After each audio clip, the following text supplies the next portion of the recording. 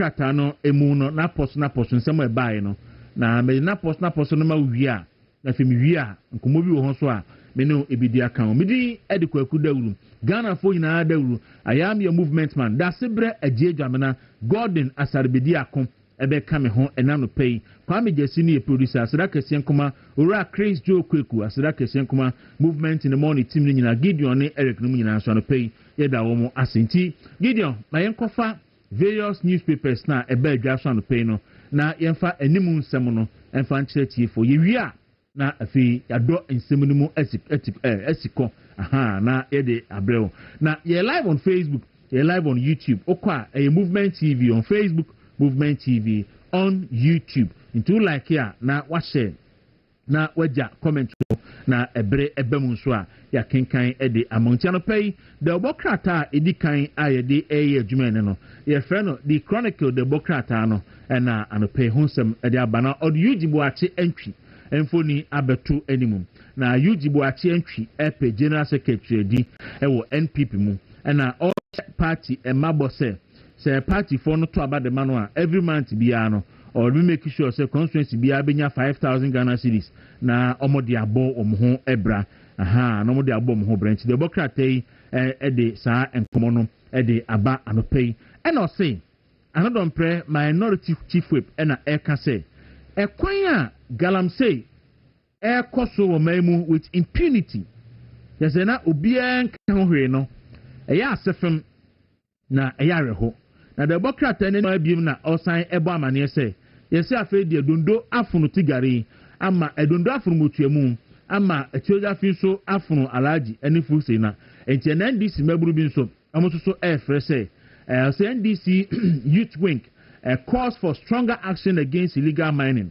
enti amahu say asefe de amahu say eni me ekono nyede a ndi omo ehun so amo enka ho asem enti the Democrat Chronicle de ode by eni yento aswe na yenkohwe the other newspapers and so by the overseer the Democrat NPP elections Baumia suffers humiliating defeat in 3 regions well to overseer say Eastern Ashanti Greater Accra okay atoforsen and na by no so detail say atoforsen government determined to end Ghana's reliance on IMF bailout I can't say you don't know something and you know enmuja audio account yate omi ento aso na yenkohwe insema the update the Democrat say there is no emergency dame Gofredame criticized vacation hearing in Hanan's case nti eno so the Democrat dey aba say edien konkon na aban epe na yebeko sa ensim no anopei na ayi afija asokore MP orura ayu afri and also say we support two way we and support men say men nyina and be adu no party ni fantu nechi na party no enya akwanya na onko nanim ti the Democrat yi so abo ehon amane na sameje mfin so ehon suso nsem e wo the Democrat yi enimu yento aso the Daily Dispatch the Democrat ni say era Peter Yohunu na eni OAG say sorry any asofo emfa on pulpit no enkan panche Ghana for na se be ya Ghana for betimi atwom ho e de afri basabasaye ho eni watim wakame ne e de basabasaye bo menim no on betimi atwom ho de afri nti the Democrat ya boma mane na o say Ibrahim Mahama eni ono ne positive effect ewo mining in Ghana na den mampani nua bai se be bia o ye positive effect o Ghana because all sectors isia bibia ye ne dia na bibia agi se baba nka so ope baba ka so ope nko ade aboa give it to baba na baba nsa ka tie no the Democrat animu na esi Juro Zebra so so chiri behind the scenes na ono so wo ye adwuma de ema aben yo yento aswe na enko yenim they break the Democrat say coca talk tough tene esi coca ba be ya Ashanti regional chairman no asha se kasa se oba be ye adwuma nti the Democrat dey aba na boss on say yesi Kumase tanker drivers no endro amoye demonstration sit down strike so mu nya adwuma because of eniema bi a ekosofu no mo de kwa enso so ani ate afia musika mu ene ade nyina no mo de aba na Obama ne say Maslow boss a friend is saying Abigail Elam Akwambia. Now you can so be a person contest be on resign.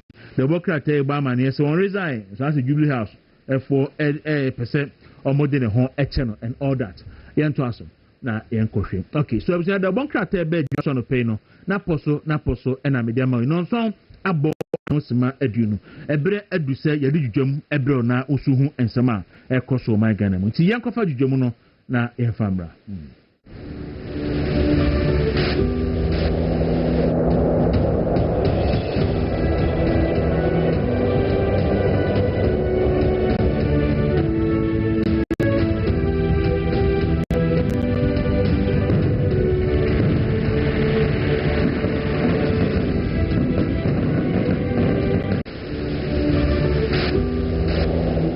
Ye did you ebro on movement in the morning and pay me 32 issues back by quick na makumenim my lawyer penny a friend say lawyer title sorry na yeso akasa o KSM show so na some odi to be say and say lawyer for ekudi asem wo court a na nsem bi wom no mo nti omo ho ase a ensese omo de ba medium omo nyusu the right legal procedures near you know na omo fanka ho asem na niama lawyer title sorry e kasa asemi ne say MPP for a lawyer phobia na say lawyer phobia e twitwaji MPP phobia mugina court ne no aba be ka say Chief Justice no eboa aban no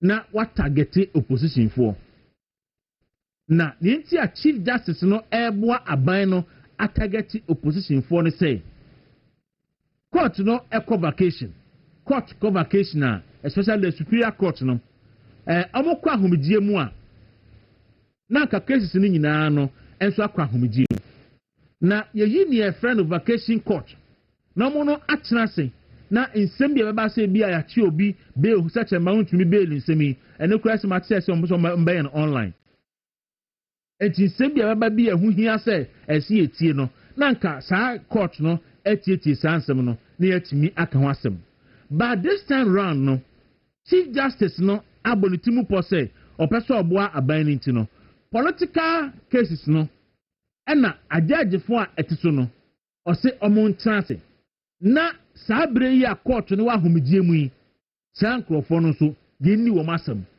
se be ya che se mampani mahama be ka kire se oni Chief Justice ahia wa ka kire ne se onye 710 e kwa e fa so edi wuntumi asam ye nyina hu se ye de mami coach lawyer Tatia or say the judge was in an ambulance mood and odidi chema wuntumi asam enti ena mampani mahama ka kire se cases bi wo hono mo a wa ka kire Chief Justice ne say omonya ntam enti Hanan ene adubu ahenom ne ade a ye pese edi omutum at all cost no ene Chief Justice say omo court no no so omo warrant so mo ntenase ana the lawyer for no say there be ya nyane saw baby a ne ye ne say sa vacation court no ye mfa ni substantive issues na mo ye didi motions ni applications ni marketing ni ade no na ka sa asem we die court ni free vacation ba obetumi ahwe no wadi ena aye atinde so ena ayama ena no kojo ponkroma e di asem no eco Supreme Court say okwakope okwasi the Chief Justice e wo Supreme Court na de yi say wa wunim okwasi the Chief Justice e wo Supreme Court say the true and proper interpretation of sa legal vacation e hon sensem nyina no and whether or not say Chief Justice no ho kwan so timi ye ne oye no a lawyer title sorry say adenti ena ene onti ase na lawyer for ena oye lawyer ni na asem ba na wabetena media mu na wo ka ho asem na esi use legal proceedings na edo ba aban mu Professor Pro Lumumba e wo Kenya o ka asem bi o say nyansa eni ballot box mu so the mere fact say you be kwakosa line na ya to obi abama obi amani para be hold the position bi ni nkyere say all of us said the no wenye nyansa And all of a sudden, the lawyer title sorry, I and say, I feel the Numiasa say Ghana for you now. Lawyer title sorry, if it be bang now who say Yansan say Assam court to the Assam. Now we a lawyer new Assam, now Assam Fabia and Yawoda. Yan fam me diemu. Now mo ye the court echo you legal procedure. I feel can baby say, Sanka, lawyer Tatianum, any chief justice in the court say, no, Mudinkum. I'm saying, you are finished. And I just said, you know, the chief justice in the tiano, son will be answering the tier. Like I said, we are few one, Mammy Kyle. Abria MPP wa bem. Na a NDC for I say, on be you to Speaker of Parliament, Aban Kings for Sumana Babin. Somebody a good MPP abino. Na enunti, edu bribiani abetua ba or parliamentar. On any important issue, including budget approvals, na Chief Justice, no, Speaker of Parliament, no, wa found na fosika. Na wa found the yere, afa nipa na ya kan ho, no makwa kwotna Dubai, se wo yare. Sabre na kufu adu abem no. Anytime biya ye major election, ye be approve major bill biya na biya of Parliament biya no. Na speaker no, sorry, se okwa Dubai or the Ghana Fosika, no afana yere, no afani panaya cano, no akwakwacha Dubai, na or Chile. And the Supreme Court, MMY say, because na dreamono, 137 plus 1 independent NPP for ya. And any time biya na Sabrino first deputy speaker Joseph Oseusu, ebe chance or chair, and I say or in speaker or house obiano, na apai. Into the motion be abape na wejina ha na finance motion na say and sa bro and na speaker of parliament no na odidi Ghana for NPP aban no and the Supreme Court MMY said George Sewusu eye MP and aside deputy speaker and say otra jam say speaker otimi san vote abusuamon kan no kura onyankopon nim efibiri asa rule ne ban no last time I noticed the babin etukwa kwabruchire edna yire nipa nan so ko hwene ho yare da ben efida Supreme Court ema say muaye ne say first deputy speaker no elected member of parliament and say o preside a otimi assign a vote no last time I noticed say speaker of parliament eja na konya no 200 kufuado esen tu kwan say o ko hwene ho yare da ben entina bibia kire say eyaburo na odi di omen na odi edi Ghana man na eno na nsem bi court na anytime bi a Supreme Court ebebu asem na nkwa ma speaker no na lawyer title sorry about social media so Facebook specifically no about tantrums na wabedi Chief Justice natem ma mi tokonu no abetro ensem mekai afenyoma kensem bi omodo koye and in summer lawyer title sorry ebetro de fa Chief Justice no abere kwa esi ebe yi na di in someone obetro e de fa ne ho Speaker of Parliament or ya ban nipa enti e de Parliament e court no ye kan say Attorney General and also representative Speaker of Parliament also there be enti ono ko fa the personal lawyer in the person of title sorry no de court na time bi a court no be kwasa beba na force na ni anyi bi ho no obe grant media interview no what to tantrums obe kwa on social media so no what control nsem sabre de no we hunu nyansa say ye di asem no wanti ho ase a ese o use court procedure ne mo ese oba media mu and all of a sudden and then the party NDC aba abemu and NDC ba abemu a pe o hunu nyansa say afedi ye di asem na asem no anya oda ye uye lawyer ni a wo mba media mu e mekasa won ko social media so enkontro bi na mu ese san ko back to court na ko file proceedings na o de fight for asem afedi wo so ese oni Chief Justice ni timi ko sinkonwa na onye ne trase na mu ye mpensemmu na o ma ne hu se nsem sese wani nye ho ejula atado sorry adenti na sabre no woni maami tokonu anko trase round table no manya discussion ne manya mpensemmu why adenti a identity say wo case no na between the Speaker of Parliament and the government and the judiciary no it 3 arms of government it at that top level no na ka 3 arms of government nyina betimi ahia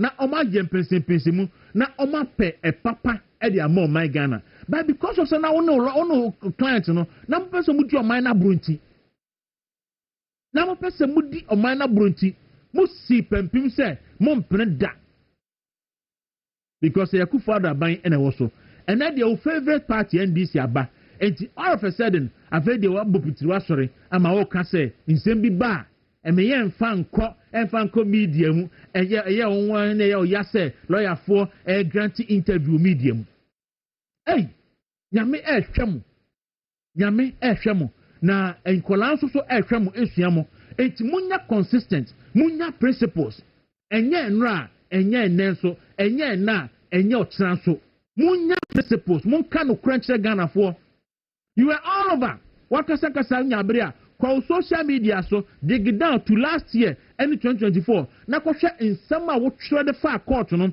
ene judges no ho kwana kohwe na wo wi a wa be ka kire ne say enseso lawyer for e be cancel mu media please give us a break obi a we lawyer ni na ye du asem na enya wo da wo ye Ghana ni a brabonte be kasa kan wadwene express your frustration without insult me dem inform the so na mo kan wadwene brana be kasa enu tina Ghana conspiracy yen kasa no enu tina Kufu Ado ene Kofuo omunyansa mu no omuyi criminal libel efiri ho no se na be ya Ghana ni bia betimi akasa ayi be se ayi Ali Bongo be ka se make noise Ghana ni bia betimi make noise no bia tinasem o ye lawyer ni o Ghana ni make noise injustice make noise and the Ghana mo etie wakasa title sorry nti atemu adwuma said the esi ko nti ya wo fe atemu adwuma yi said the esi ko nti ya wo fe and then this will be mutu hunu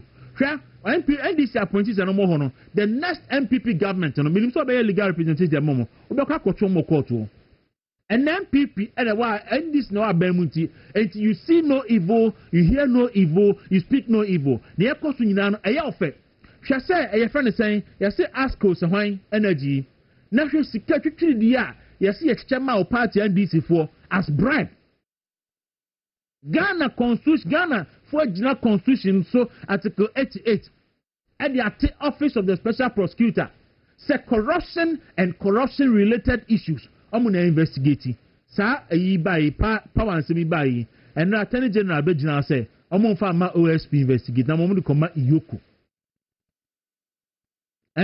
omo de koma iyoko and I investigate and munina you see no evil you hear no evil you speak no evil na kiseja ben de enye ne ebetu ni enye ne ebetu kiseja ben ni aburuso next 2029 no about so be civilian no ni nyina ba be pe aburu so 2029 no on so ba be civilian say yen ha na owie na dwuma na ba be tsa Ghana ni en nyina aye pe aja se yen ni nyina aye pe enne corruption aba see ye tua there is a court a document see ye tua body pedin say a power minister no ye tua $1 million at the man no ye tua $1 million say ye $250,000 ye tua say and net be sinna OSP otoa odidi wada otoa onka hwe atani general mekanti a o se ye yama iyoku said the be betimi ay cover up na no ye kan se Joseph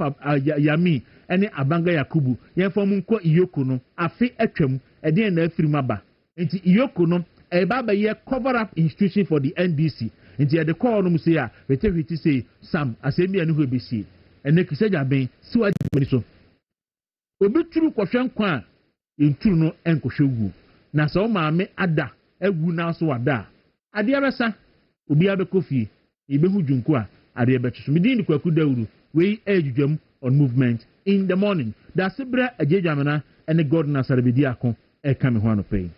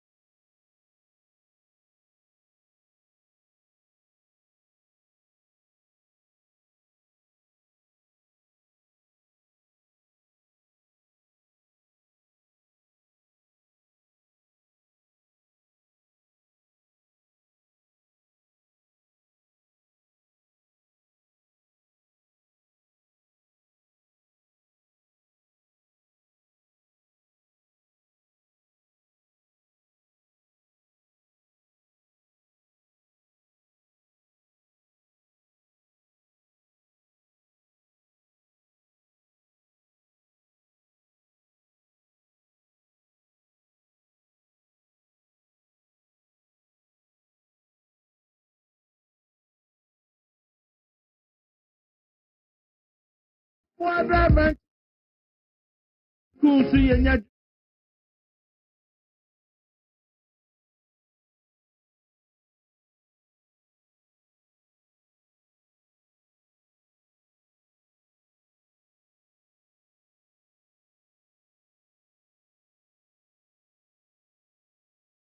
it. Dawuro. Now, on say me Johnson no so no. On say little kiosk be si ho.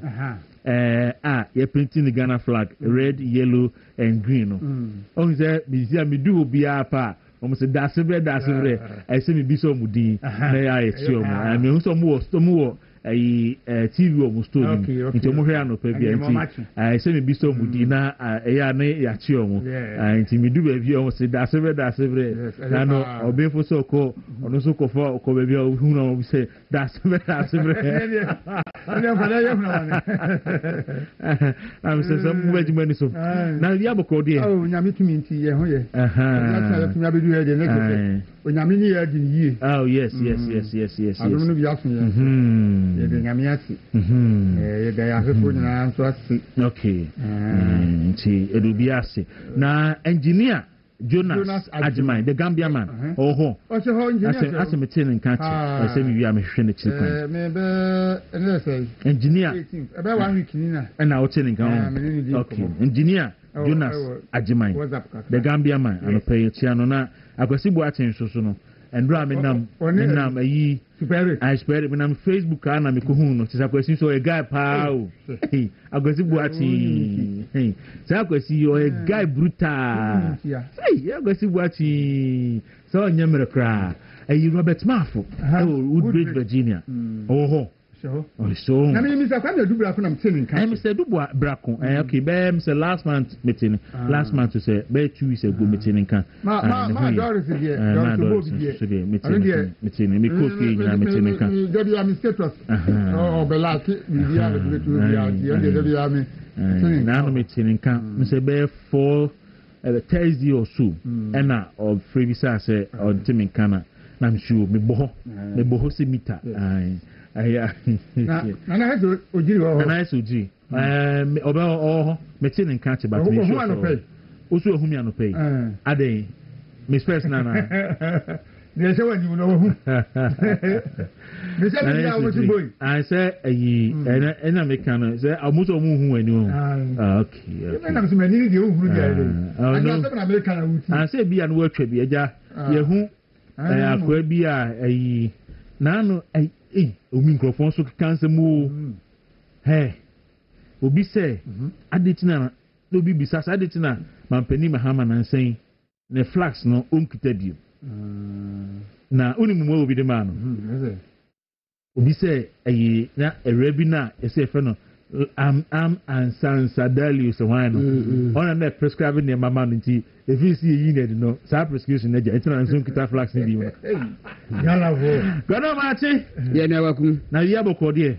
nyame adum ahwade wo ho ahwade wo ho bibia koyi oh bibia koyi Kwaku bibia koyi now the politics is very very interesting na do pera me da se be wo besi mu na yi bia bana me ne da se be discussing politics is very interesting now politics is here say and what raise issues me na kama enti Kwaku say week na ye bi nominations no enti enra na enipa be 9 ekofa wo mo forms enti this week no dey am so no me prepare me ho na ma kofa me forms no na yakọ contest no but already no ma me na empenifo nyina ase wo mo a mo support mu tembe mu APF ne adade wo mo minum pem na tembe no mo through mo weight behind the nint no we are showing them say contest in the be the befe host and win in Kumasi and the medical so say 3rd October my month of birth intermediate and never been if you me who so win in me the traspelili it's a birthday gift no the Kwaku sanity but instead be hold my bitimi attitude me eja mo cheche bia na ya de ko okay that's what I'm in Mary na mencha mama Mary Tesano na mencha mama isi mo so umunyina so e ka ho that's be yankwai na unim manfo hardwin pa o adai manfo hardwin pa che say to the bia social media bay okoswa nemani be interesting uditi we bo Nyankopon ani die mu maba wona ase ena no pese half shoe awadi Nyankopon picture ye eda me video isi ena na woda me de ne sha wonsa se zoom la yo ni close papa e ma na brabo entity mu se retire sleeping bi no fo na imu mani nyina pintin se teacher ni bi be ma na brabo no enye dindindin se 1683 box ayo papa efi ena ukuri ma onu ohia ento nkwanta empire se na dan kwane afokum papa mani birthday yi enku smooth na enhyeren second promise atompe yes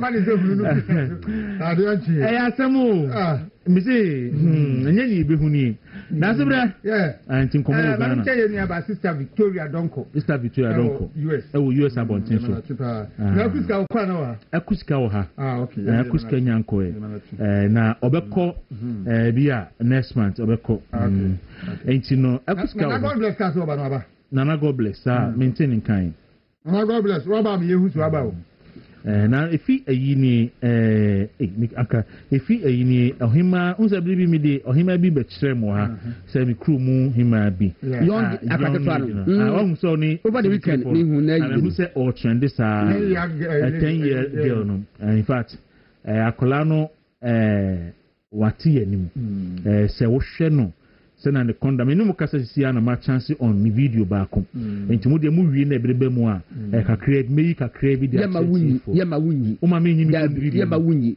ye ne aye be kwa interview no ukrom ni ya ma wunku yi obi ade wa hane ye ne aye be ko uwie wayi na uwie anya ma next week arrange ye be ko ho simplicity ode ayo atiefo se godon na aka and man kwa o me de nye bona obagu no se be ya mo beko na wa arrange ni wo de dey say wonsa o de say wansa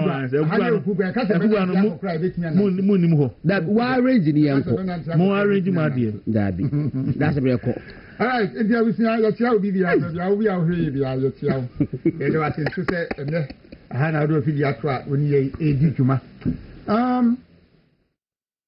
Urban road for Mestre one. Na hu se mo ya juma. Mo tuetia ntokuntokuru ba bia ekwa na se mo ye.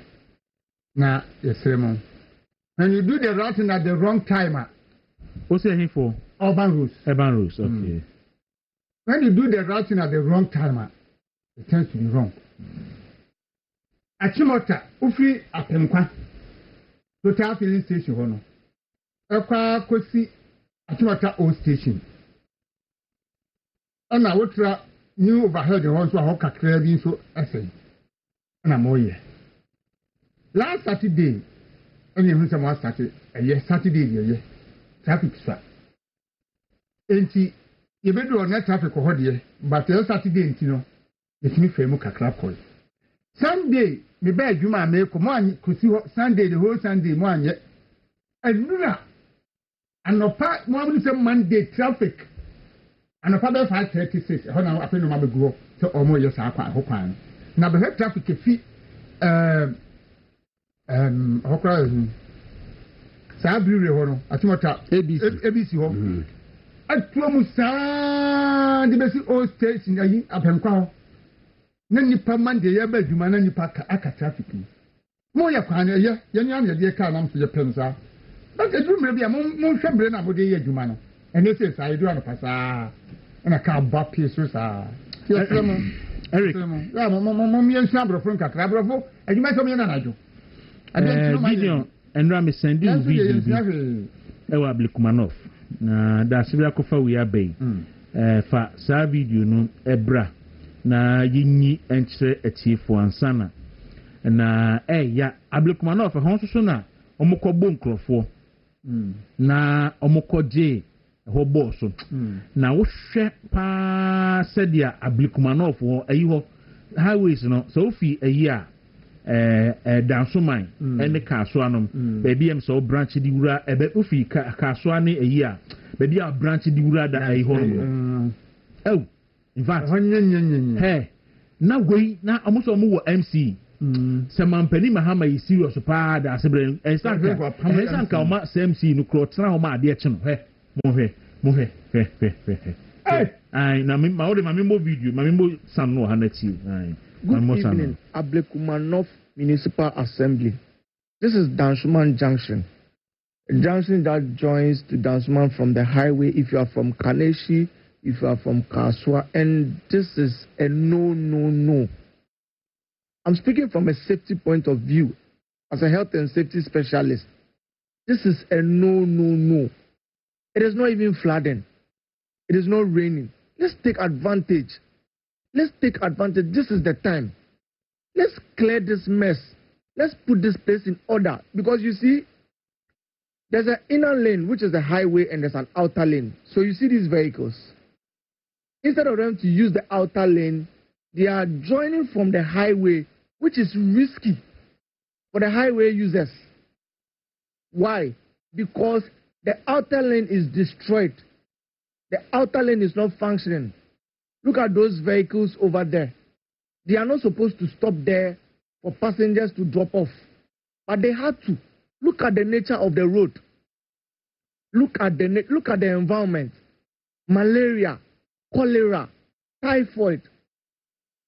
What is the right time to clean this mess?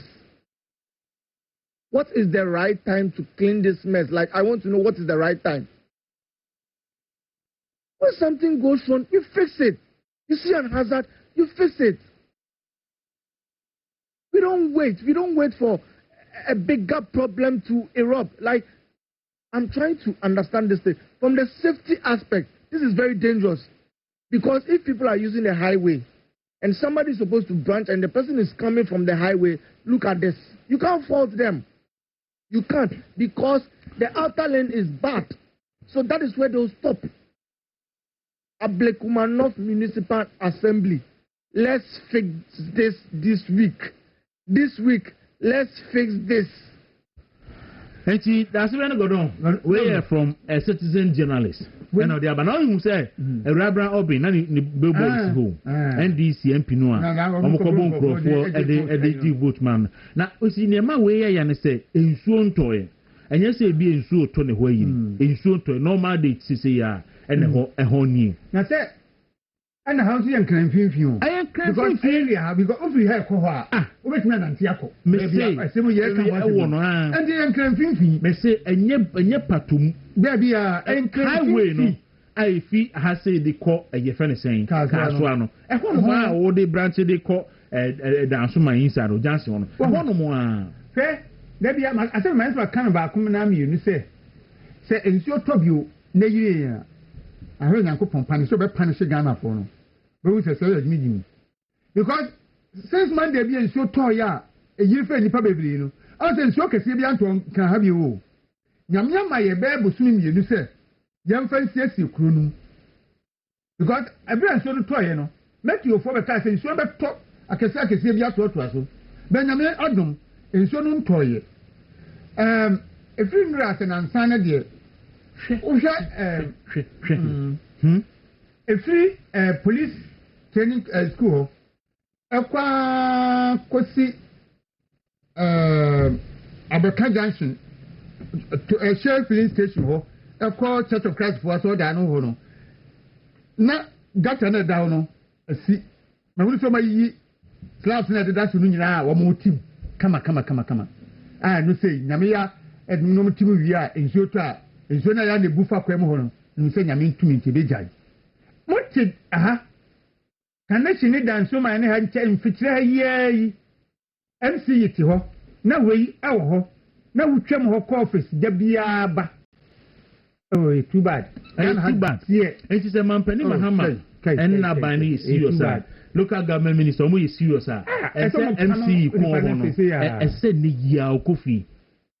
Na nkrofo tiwe mu ekọ ebaka se na mwe mu. Tantan entuntum ebe pai yare de beba ene ade na ni party we ho nsuo ntoye but awia bre mu gono Kwaku. Yes. I don't know we expect so much from President Mahama. What you say? Wanu mo rie oda MC abodua afam wako su aloko akuku mo mahwe moja abodua ya anya ne fi na we Omampanyi ba ya cars papa efa baller e de kotugu what step you not down was mo fa cars ni ho na mo fa abobo ya for the first in the history of Ghana yenya abobo ya baller convoy yeah na no see be video no ya ni wa e ti Kwaku we dey don't expect too much from President Mahama very incompetent personality e ti tutum na cholera ni malaria dey be ba kum nipa and I mean enu free esen be si sendro akra ko fa ho che say o say do esen e ho si bon na really Kwaku President Mahama nwemu eda na o declare so called sanitation de ben one one kasa de fair o call round no was it start a fresh baller no gloves for Kwaku wo nsebi one one gloves for Kwaku wo nsebi Emma ba kupo de o de shovel no esa baller dey say na say ball to be sim no what dey say wura mu no watwe one say gloves how do you expect such a person say I waka say anytime Saturday any time and kadano ball and walk on or gloves, protective gloves like a senesa as a volunteer boot. Question about that the course in sanitation again. I could for me Zaga at best a don't work or cover like a as a day. My men of the one MCOs will be a fan who see ball like a team you got a city team now, never find 3 days later, that's a good time. And a 5 chick, a year the new towns were saying, Malata, and about who's a good one. I don't expect too much from Obia, very incompetent. Why? To say, go on him, and yeah, Yana say, now you see ye to about for resetting, near you see ye to about my memu papa, but never be a year cacono, and Yama and Koyi, and Yaman Koyi for. And Rame who say creative art for national say Ekem. And Rame who say ye near Kamidazi. Joy FM. We actually open letter to President Mahama say blaster experience no umuno. So how na resuma wono. Just for so be any so. Blaster experience. Now what be? Me who say comedians no anu dem say Kufu Adra ban wo no. Obi say moyo mo yase kwan mo do krakumante no fa so no. Say na okrakumante no. Omo ye nyankopon. Yes. Or say, yes, they also they almost changing baby for less. I said, in fact, Otioma, Shabeku Santana. No, that's all. Shabeku Santana. Omuti no maye. Shabeku Santana. Omuti no mayana. Na ye Dr. Baumund Baumianum, they are ye up.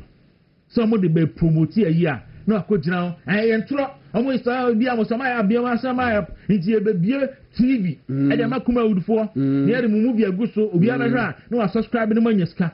I pay Santana. And then I end this by and then I beg Santana part on the impact. Then why impactless. And then I beg Santana impactless. No, that's all. No position better on the man. Ghana, or deputy CEO Ghana Tourism Authority. And then a dear moment said Ghana for no money. A friend of Musu said blast experience you know. I feel Mr. Almost afraid the Difa Gomashi, you know, almost west of Gomashi, Difa Gomashi, or bed near Aye Juma, Difa Gomashi, bed Aye Juma. Ah, a friend of tourism sector no go. Donko. And fan video be at the chairman. I'm gonna donko. Contour or Koto as I were. What has here? So far the whole Ghana sector pair a year Juma Galamsey sector. And a gold board. And unfortunately, and I supposed to say Yakobon Pima. I branch some more cow. Also more cabia.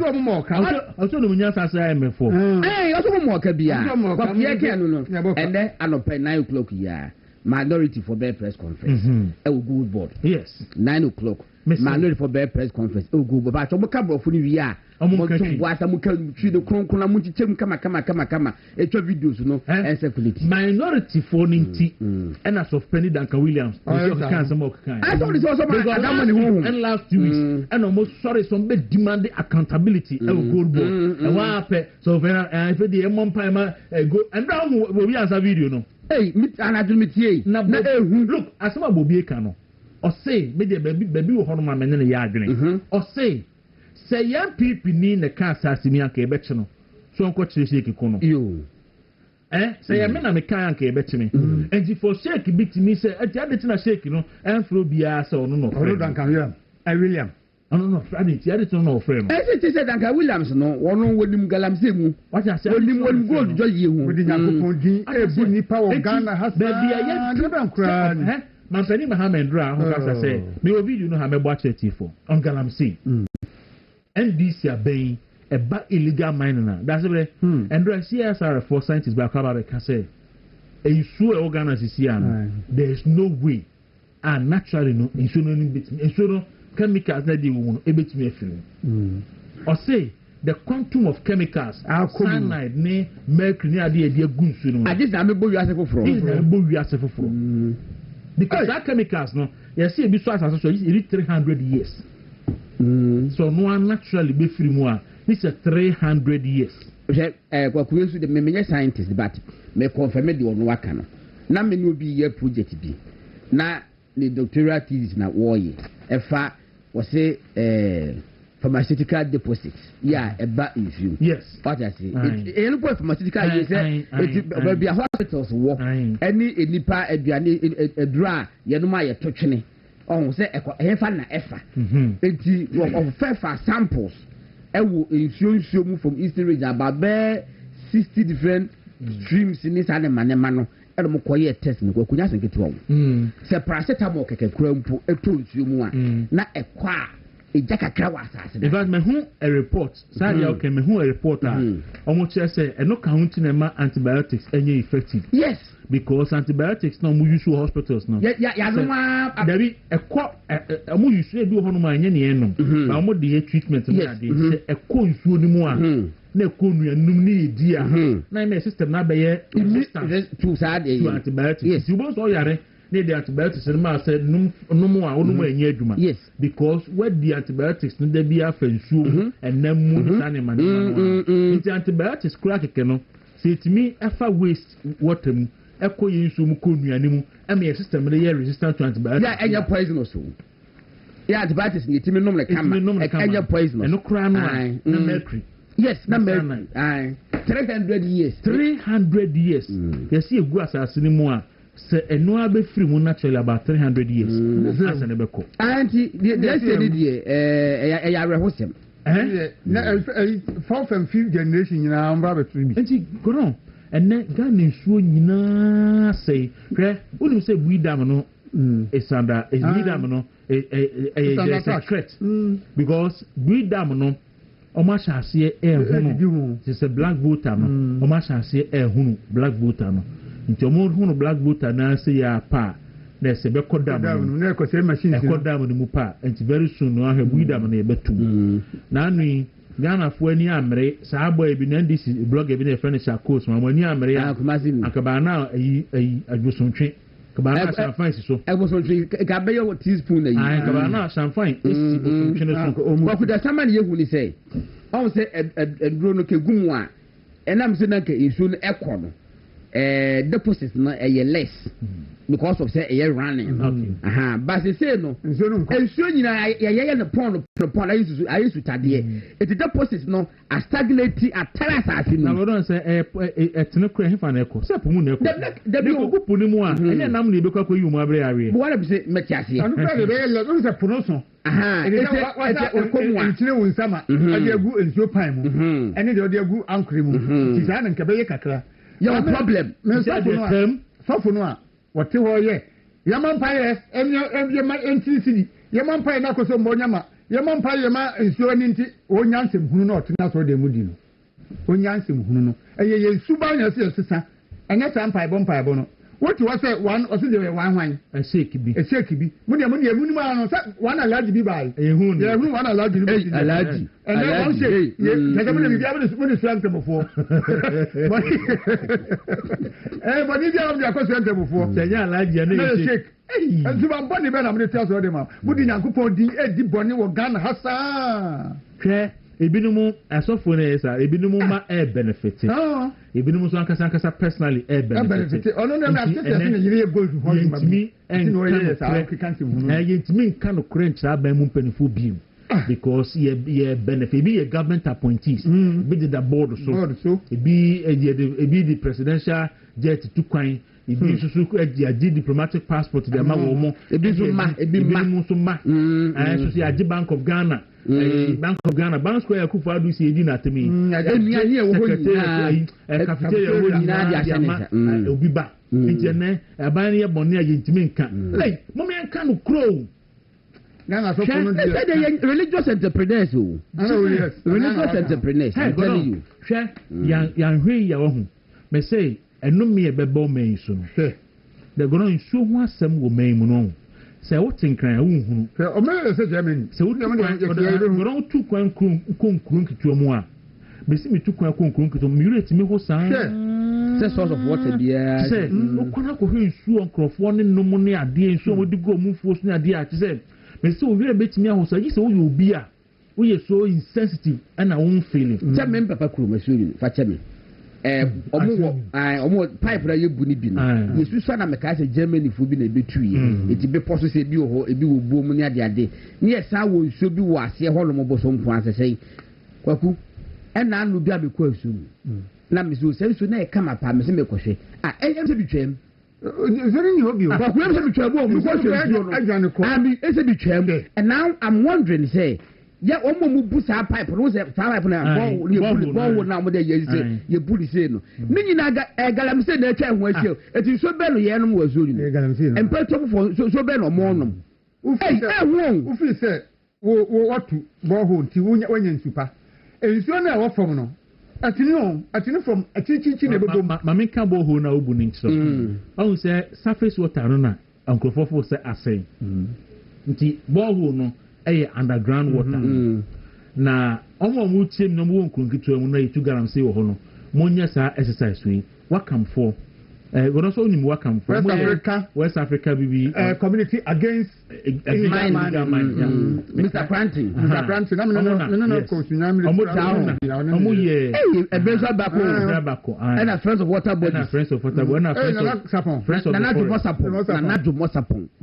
friends of the forest friends of the forest me kai mo ayi siso fleck ne sa fleck na dey for na unim experiment kitu abi wo ho a mo be ye omo wo small baby e mine amoye illegal mine no ubu nsuo no a boho no bu a wo hwane body na kwadu a na wo de atum na ye dey na wa twen kakra se edane violeta na se nsuo no makri wo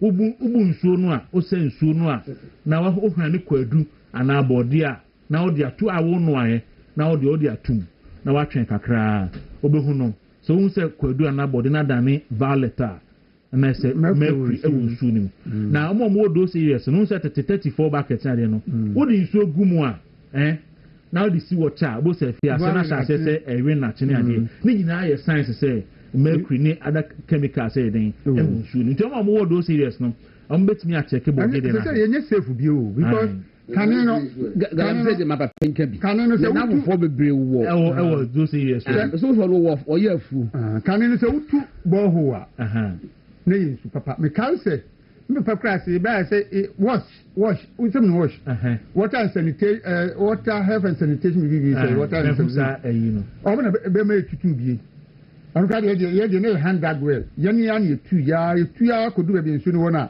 na ma be dia adena be siso ma be ye concrete isla yibi adia asisi mu anom dia mai unya sensuo na kama wo sesi ho ebedi na wotwe bucket ni mu nya hwe antu ne se de kan yi wo dia ko bu pipe sa nsuo no be si wo one day enu anyumre na awe na ayese dia anwa wo hwe anwa dia gu nsuo ni mu Gideon papa bi aba efi hasi na bo me commercial ka create mame na me ba me bisa ne kwan so o de boka krebetie fo mu nko papa bi wo fi ase mo de mo nko mi wi a obi so asend me video bi na ma bo a che me ba video bo sisi aboka krebi mo ni nyina aboka krebi sisi a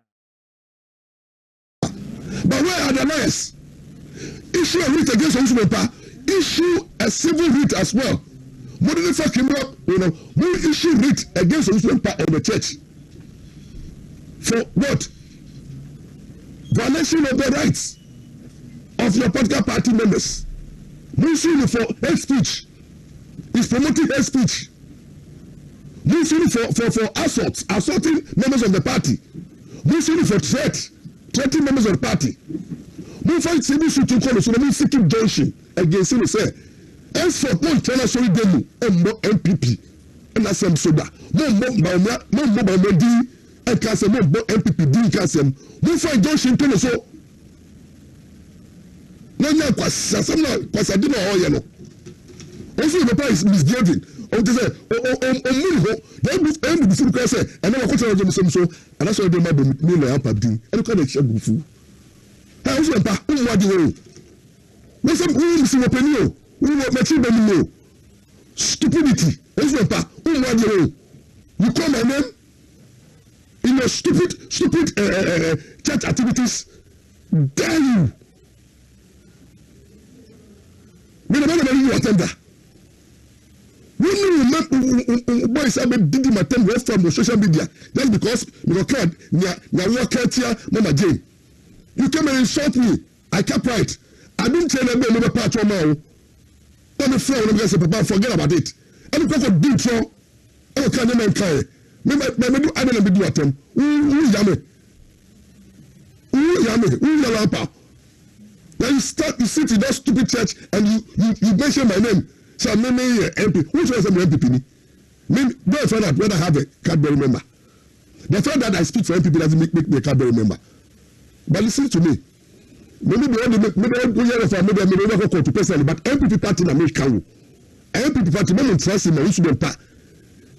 Jimmy, or for a single party. From a economy taking legal action against him. We call the person the conduct. Say, oh, provoke party now. Saa na ko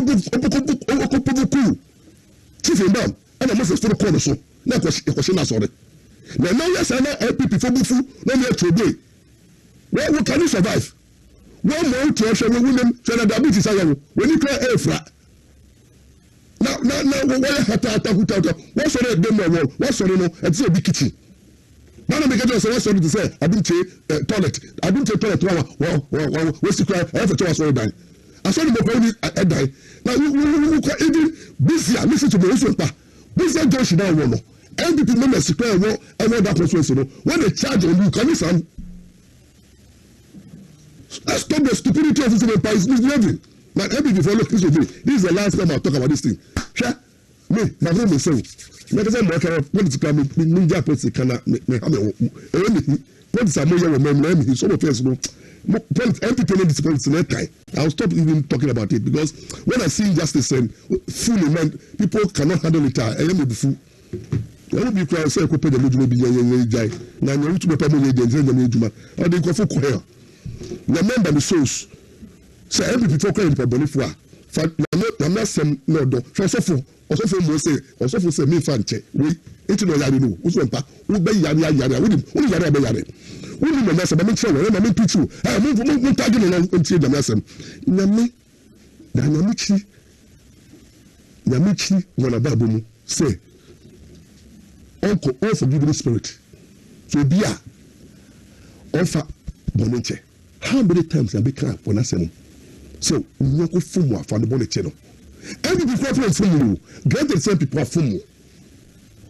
Under your bonnet, it's our. I mean, the is how you go. So, when you bitter to say, if you're bonnet child, you become a bitter person. And every bitter person is dangerous. So, as I say, when you bitter, a show your body, and never to become an assem. MPP bitter, we yank MPP. Which is we yank party no gua. Now, say, we need one. Spirit of the show, me never knew spirit blue. I am the same spirit. Obi oye bitter bia, oye evil. Obi the anointing, nami yosra, cannot have a bitterness. So the joy of the Lord is my strength. The joy of the Lord is my strength. Or say, the moment that Obi boni be chen, we free, we go like free things. That is the word of God. Nami encourage say yen fa yen mo for bonus we dey trust us so for na we trust us for say me fa MPP me so be me gulu we so power yira na me fa bonus chew oh me yo ubrenya ye kwa because say na nipa let me fit o tell them fit o preach about forgiveness o I was about members no problem o so the part makona so that tell about o preach about forgiveness me people nipa o but ubo me din to that me Baba address you the way you address. There's also me do what them. To my tutu them but MPP for motion worker. Let me stop producing the panels because see what you say I see the bed bamo. Now you tell me or don't 30 minutes. Now I see the air bamo you invest a brother. I can't say every Sunday piano or family. Now or home. And because NDC are benefiting to the end of it. And it's a position.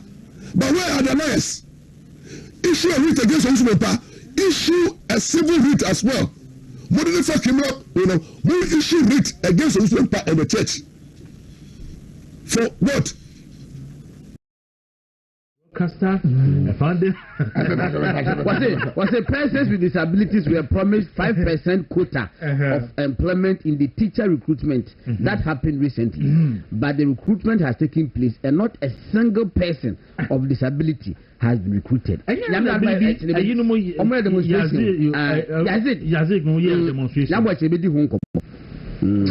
have in our midst an ace broadcaster. Finding money. I want to send a message about a prediction, a prophecy. Good morning. Kwaku.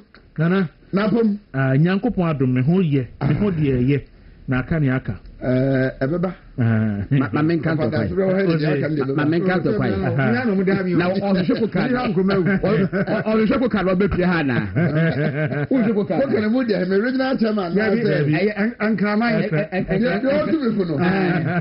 Kramai Coca. You see, and never when I know who say yes, Christo. We are still in these days. The Coca part to me for. As a hidden abbey. You are going to put your material to pay. I go back to a video. I go back to a video. I'm secretary. When video, I'm saying, when you cook you. What is that? I love you. I don't know. I don't know. Cook. Look at the guys are really chairman. I don't miss it debut. We are going to me. I no mercy, no mercy. That was the day some no mercy was sending them to say movies every year. Listen to your mama fans and limit. Name of the work can be alamati. It's the answer Boyo. And no, you may.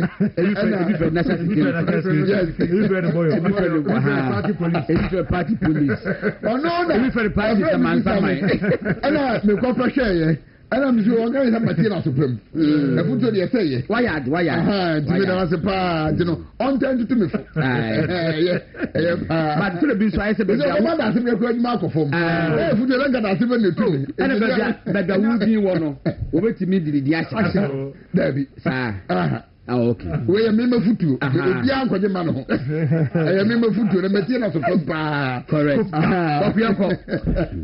Na an opinion. Kwaku. An opinion boko. And I'm messing with Chema. Okay. Yeah, messing with Chema on it. Nicodine Kumakram and the choir MP. And the other MPs maybe. And na we were 1 or 2 things they say. And Sana Makokuma seem to know. My report to my home number here at NBC. And I'm saying, my member Hana, member report to me home. Body back, Master, one report to one report to home. Oh, few commercials, one report. Okay. Name of members, I'm a yes or no. Okay. And to me, that be over baby. I know what's your most in what you saw. Now, tell me, I just have me coming. I know, I just so say, wait me, I wait me, I could do a you know, as you know, a stadium in Tehona, the Kuno SSR. Hey, I Ramarcus, the rostrum. What was that day? I answer from Roy of Citrono. My goodness is I meant sisters. I come out to the animal coast. It's a lesson, no, Abbey. Oh, yeah. So far, there, all the 16 regions, it's me regional leadership. I'm saying, Antias and Bonibia. Na ye beto abe ye nyina ye Juma obiara ne baby na oka me say there me win because na me interest kese power Ashanti region and me timi win wo ho me na me hwe anim no abam nti me say there me wani gym say akwasinti lose first vice na interest nyina no Ashanti region me galo say chepako kakra David me interest pa na Ashanti region say akwasinti be lose and we lose nti me dey me yoki me dey me yoki unim say nanasa me ba unim say when the race started me can say close to me a cabinet were divided. In fact, majority of them were supporting Chemawadino Hokwapia. Okay. Daniel Teku Num, Honorable Banahine Num. You can name them. Even Justice, first vice I have or call regional chairman, until the last 3 weeks, question Tia said, I feel what the chairman ever in the campaign. Umuja Jai, Umuja Ya, Umuba go against we intino sanity but onto omre I made the minute from the one who so one pay and I say on to me because and so man kind of back close to the leadership of the party no crave me interest of one no crave woman say the rule lose Asante region oboa the rule lose Asante region esa wo kind of crave na bema de wuzi so man san waham ye gina nim campaign na wo ye wa ha ema efele se chairman no fana kukufu ama me se nyo na lusu me so ma lusu bi da me bo no nyira meka ndi to be bo de dwanya akose ai kwasenti no kwasenti de no so ka ho de but ye no de na wonim se ba na me ka na wonim se me campaign in Asante region even enipa bebre no we're not looking at chairman kukufu chairman Kwakwapia election no but no more any man say kwasenti chairman Kukufu and crow me say me kan o hase chairman Kukufu de obi an me supporting there but obi an me say ba bia me yi me nim yi adwuma kese first vice educator papa no win first amofaja catcher say me say me chia no say enunyam for say na nka ye be fa no ho ne akoto aba Gordon no crane say ye kwa election no me say na me am crane say nka ko kan we ni aka be no ene ma be 4 ene na eye ni fi e ko in his favor but you know one thing is for NDC for current imagine say ye kwa regional election na Ashanti regional chairman e ko no post obi an contest the narration these guys would have created around the party the political image and come create around it MPP egu what you say God in had last Thursday me ba hanam no na me ye analysis of blocks of the candidates na omoban for some reason ye say be jai chairman dey na to but I knew after Saturday ye be say ba be di honko ko ka free be kwai ai odno Kwakwapia be kwai no free adi ota kwa ye wo ho no amansiafo no to aba block into all 4 constituencies ho be kwai odotobiri manso dubia manso nkwanta so omudu se omudie na yede eba na wadi constituency officer ewo Kwabre South for chairman for about 16 years or so 20 enti afija Kwabre North afija Kwabre South Kwabre East enso free se omudie na yede eba sa constituency no omune ayi offensive north and south ta take decision ebom eto aba block enti wakonya about 8 constituencies or so eno no ena wotin hia so the last election oni wuntumi ko ye no in hia so that is the Kumasi block no e ho na wuntumi winning by only 1 vote e je me strength pa no e the Kumasi constituencies no unfortunately for Kukufu e ho no free ba and the whole Kukufu block na free mo ba no e ho na ye ko ka strength and then is our problem o ti ase and na what tie ma ye adwuma for the last 4 years what money anwa saa enti wodi bibia to nkyɛn a na in the league ɛna kokofu so declare ntem ɛna buy otiase I hope say mo awie Ashanti region aye ju ɛhɔ yɛ din and I want to believe say ɛbɛto aso saa media Saturday dey no ɛna no unza 2014 omoto aba no wi ade ɛkyen na wontumi kɔ ɔsɛ prempefi yes 2022 omoto aba no Saturday me Sunday me da story no na wontumi akɔ ɔdene ho fie aba ɛna no ɔdene ho akɔ kokofu efie omako di nkomo cameras na capture I want to believe say ebeto aso saa the most important thing is that you bet me ejemu honestly na ya for the ahead na yakwakoye NDC for as you mean yes but mun check Facebook mama na obi say DJ Solis say Facebook no echo off and ranso obi catch him say in the middle of the program I say if Facebook what they say in the middle of the program yeah come say every 2 weeks be a creative pro oh yes every 2 weeks be a who create your numbers neighbor na oma as I hold it on oma so mo block it so me ndey enti unim say oma ya ama Facebook page aya you create them the last 3 years ni e use no na say ekwe na o ma say release na enti just no better kama na that's where na na hasodi aba obehwe mani say ohunu mani no mani ye den e bi na be ka che o say na mo se ma say na mani no mo de ye den obosu ma say yo na na hasodi udi mani ye den anopai enti ye de nyame asese Ashanti region be din abronye yeah come back for abronye I saw him retaining his seat. Tama, Dr. Bamia called him during the primaries. No, they called me 3 days. So maybe I'm a kind say, Obiati region for Fubi and I say kind. Na Okabuno asem na o and directly Abronya authority in influence the region. Why? Then what you have to go there. You have to go back to the region. Na ekokoshe de ekoso hono MVP party mun mabatu delegates no mun mabatu especially the David Boache and so elections David Boache solid guy sir you know okobo enum call Dr. Bawumia can say NPP delegates na omun nyamfo so of course and some kind of no credit because so say na omasi ato aba from polling station Oshe Musa simple flag bearer, about 2 polling station, about 2 constituency, at 2 region year. Omunim ni omope. Absolutely.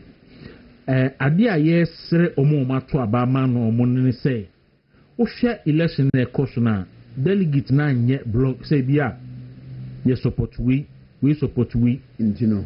Enti omo to abano bo hwe be fa region obo say we nipa wum we nipa so omo hwe based on competencies.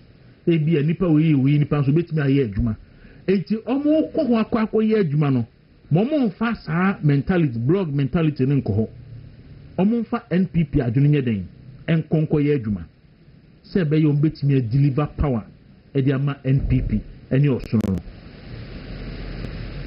no no penny ade se de besere o Kwaku the block asese da wo kan no wo hwe bebi bebra o mutututu yes so mutututu ma na chese omo hwe nipa koro si no matena yi gidi a omo ni nipa omo wo de nipa koro so betimi aye adwuma no etima mu nko disappoint dabi mu committee na Kwaku omo ko hwe nipa be 19 no kwadlo so mu ko ye meeting na e ma omo nye se na we kan ye ho na we kan ye ho nti no e se bia Kwaku afo be chance no omo se we ba na enko no omo asesa nkomo no omo se we ba no omo yidin esa na the mistrust eba na mistrust set in ewo party top level see pana na trickle down akwakwa now the reality is you can't do away with that but I think as to how to manage it yes should be your concern now. They should manage it in a way that be affected output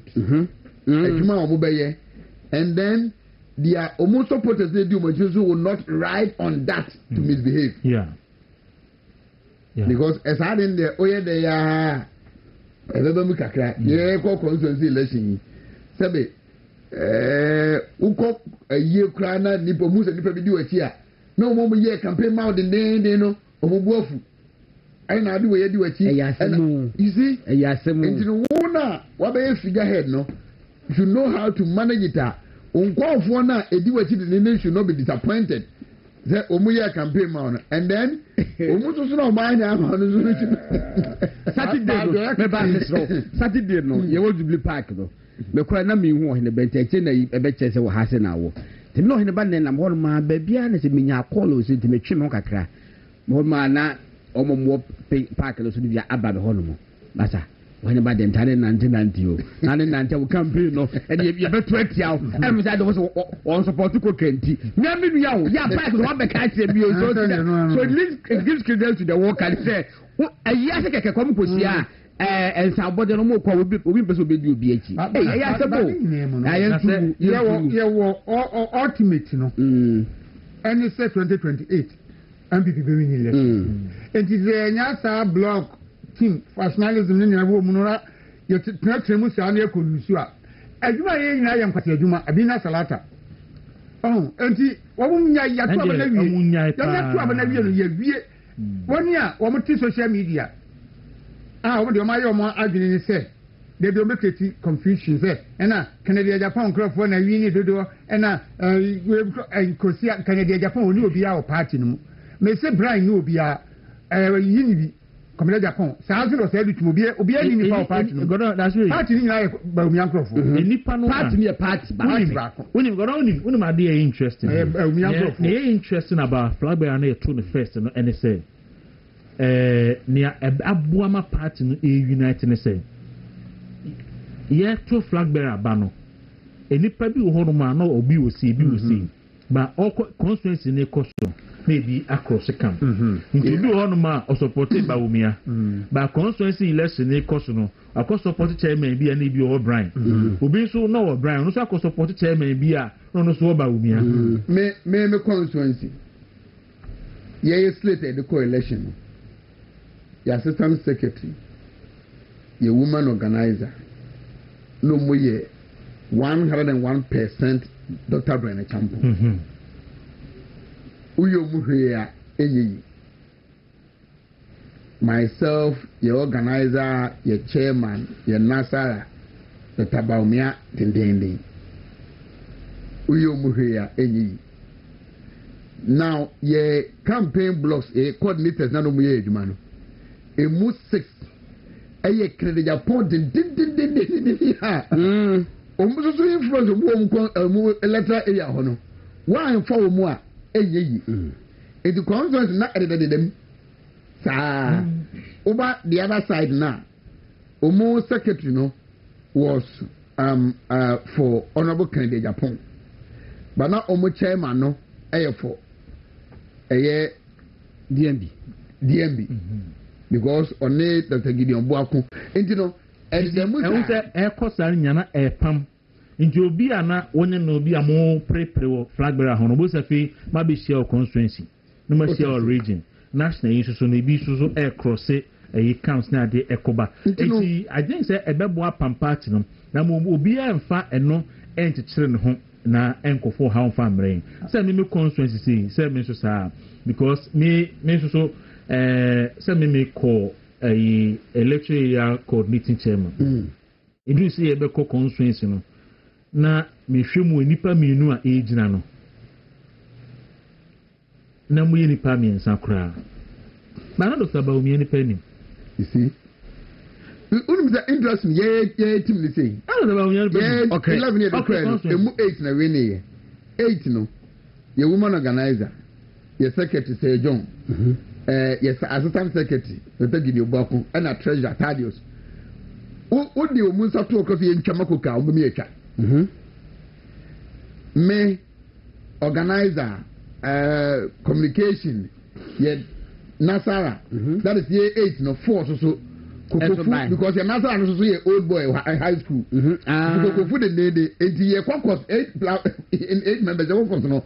The meeting come on so sa when you see constituency you are no be there not now for your project I want constituency no makoye. Yeah. That's good. Yes, sir. 24 say. Almost said Mr. Christian say Miss House say Oba Kumasi no one friend. Christian be Christian Kwaku Atasapo. Oh, Atasapo no you precious. Now but also the Christian Christian and going through. I said I'll be saying. Because but anyway. Elder Harrison so I said Bob Dawuro and I supported Dr. Kukofu and against Akwesinti. So we won one and lost one. But you did not know book one kasa. I see. Anyway, no family man better luck next time. Next time be announcing from them. No better luck. Better luck. No more soon them. Send be ya. Obetimi so ekuri baby odi ti ohene me be yen makosi bibi obi apeso ya na fe oh bibi ani ho say national na eduru ho no yeah national empire na bebo say eno so no ya to about 16 regions ayedi empire na be wa say eno so no be yedi it is the next hurdle we are now fi parliamentary primacy say of fan constituency no be bantem na fi no we are na ya tiesi form yeah say there we have no option. Say yede ahwodini nyina beko 2028 and minimum Ghana for now so change. Yeah. Because nyama na keka kono. Ano pe me ba na me tietie ya. Say am say Ghana for afedi o map. Ghana am say e dia be. Now we bia. And I'm people who are strategic or central region. And no executives, no ordinance in him. And I'm for Tigun, so comments. And I'll say, okay, northern region, northeast, upper west, upper east. Voter region. I can find anyone. Okay, Ashanti region, and now this is a Ashanti region, the moon 19. Voter region ko say I can force any ABC and another region ko say na yenya strategic omo ne nzema and ma an edge of eyes ni be ba na betre na MPP fo omu muslim fo na am say wagini ya flag bearer no o ye den o fantini ya flag bearer e be Papua New Guinea e be Papua New Guinea flag bearer is ni and Dr. Baumia only so Fantini de Bia. Or Fantini, okay, commander, and never go that's when the Bobo is coming, or you want to Yamaku,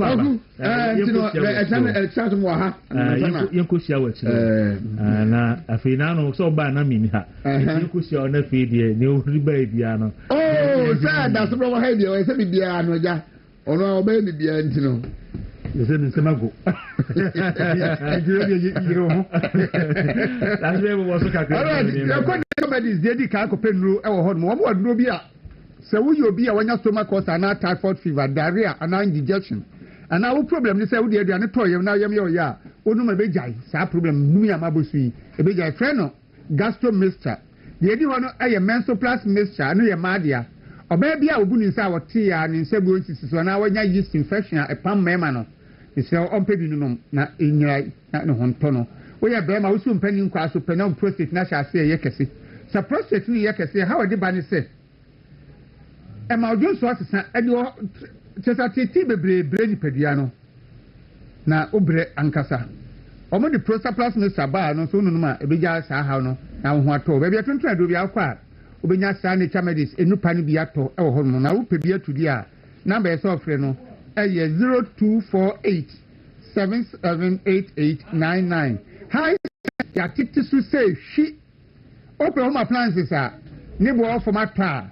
But we also do any chair, a high sense, say air conditioner, home theater, television, fridge, deep freezer, washing machine, electric iron, electric stove, gas stove, blender, microwave, rice cooker, air fryer. Why you name it? The beer home appliance be out piano, high sense, any beer so do any children. Now, Oka, Obenya, dear, or come up a toy, now she can so a duo.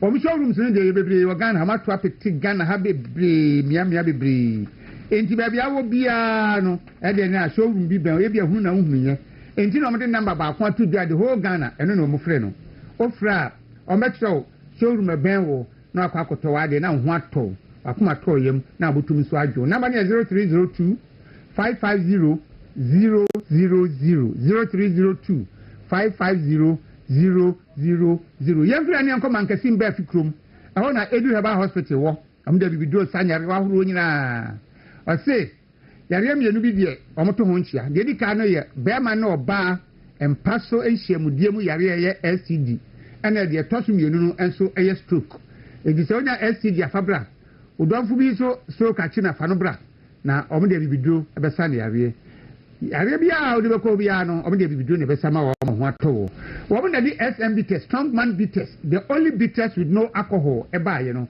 ɛbɔ adwuma papa we nya mema nko aduro mema nom ɛba nom na ɔba onum bi na ne kunu num bie bɛma onum bi na ne yiri num bie no edua na dwa ɔmo ɛyɛ ahimpa nya asem ketwa amani gye befie hɔ enti sɛ ɔpɛduro no bi atɔ sɛ ɔpɛ hospital no nsɛm bia bisa na wafrɛ na message gi so yi 0243 989 and 0558 379 645. Baby, I make a candidate near Susani dear. What is Obi University and any jail Abafia ni Bruno no Suni Krumuna?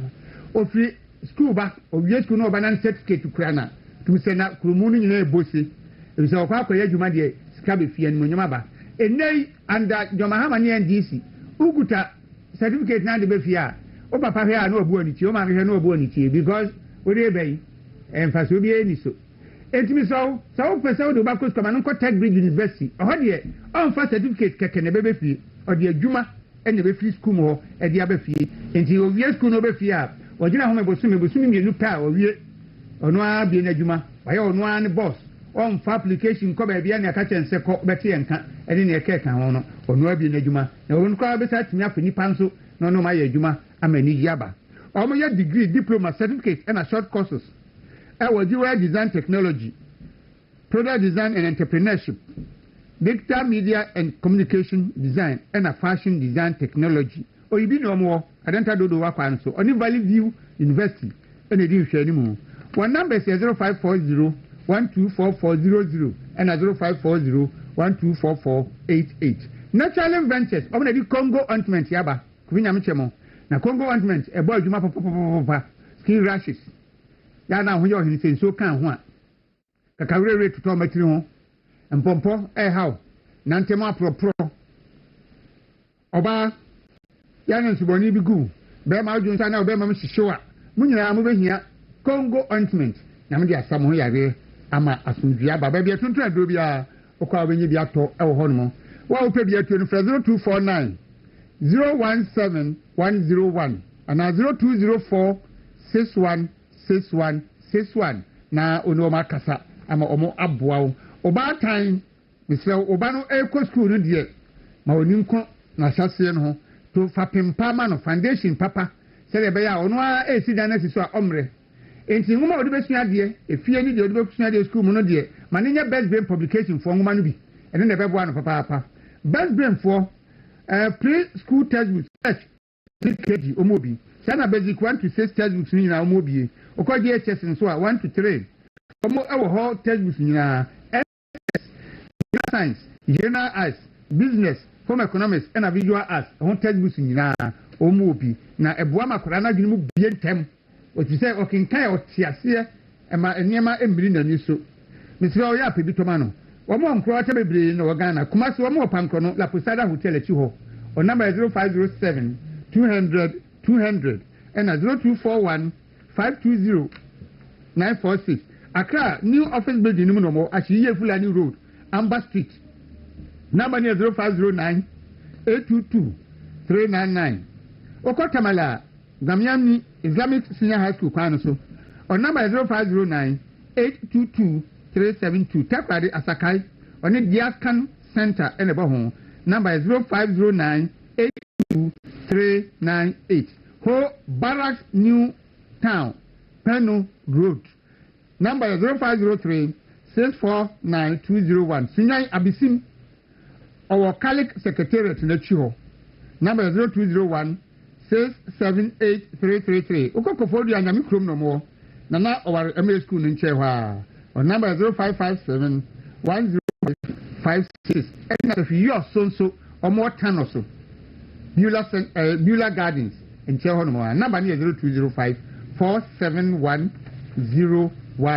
Tiukoha Benyabi at Yako Tabia Heba Center Omo at the Tabia Heba Miss Chaba the two malaria say the two fever say Sanso and a Hututu the two Nasie Obia no matter 1 minute bia Miss Row Copet Tabia Heba Miss Ananum Nafi Sefini Naba Yefuma New Flu na Adriane Enya Wood Boasi Kudino no na Pokumunso Okrumukwanso nti unya bia beboa Sanso so ana omode tabia takum aka ho aba the turmeric and flaccid black pepper ginseng ni ginger na afrafra ye eyadwuma momentum na eduro so ese eyadwuma momentum ye nsheda intrechire mu bio nti wo ye be me bia abeti ase oba ukokroma tobi betu fie we ye mene na ye nkase ye konom ye tafre se wo no o de atrenity no atafre sase mu de no so o te sase na no omia na atafre kama nti ba wotobe fia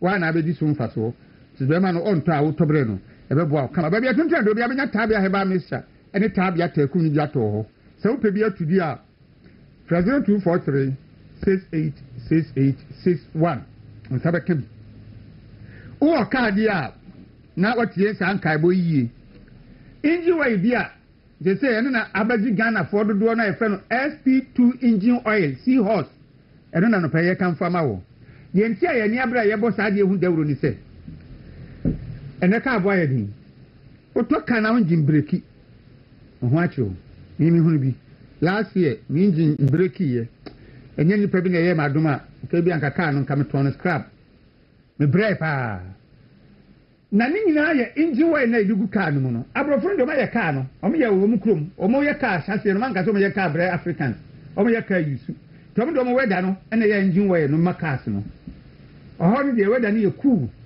enti engine wire no gumu a asembie no ye di ba Africa ha be du Ghana ha wia i bogegegege ya sa engine wire kro na ye di guma e fa wia no so a na engine wire no na ehuru e wa engine hu na esi ntokro no na ebo engine tu si Accra Kumasi road yi so a kai unu Kumasi no na ka asaya ni engine brake si egu kwa no so na nya asem ketwa e engine wire na eni ntina seahorse for eni India brofno abebie factory no Ghana ha ena omo ye lubricants no titu engine oil no bi wa ha no omo hwe ye weather no ena omo aye nti se de weather no si share esiti no ena omo de aye engine oil la maye nti ewia no bobo se dan ekulu ka na engine no nti egumu na ade na ma ayimhihye bi enim tumi sew uyusu ka bia na seahorse engine oil enya o companion na emwa o ope hu nsem bia bisa number no 0540 424386 and 0204 577 559. Mama yanko ABA Heba Hospital. Ose wani yare no omo ma yemfa nka yenya operation na ase surgery bia omo de bibidro ebesa sa ni yare nse glaucoma na ase cataract na anwasem se omo mfa do no nso wani so obenum na nso be yi wani so yare na firi ho ama wade wo ho eba sexual weakness enemu mreye menstrual disorder hypertension stroke prostate liver na kidney disease bia na we call ABA Heba Clinical omo e de bibidro ebesa ama wo kaswa Millennium Inside at the last stop no Kumasi kwada su gunase me market na chi ho no ano mo e na do ma hinkro nso one Ebenezer Preparatory School no eben one appear store ebo ho or numbers 0541 565199 and 0502 812161 Chocho Heba Industries that was suhum obana bi Chocho skin care products aba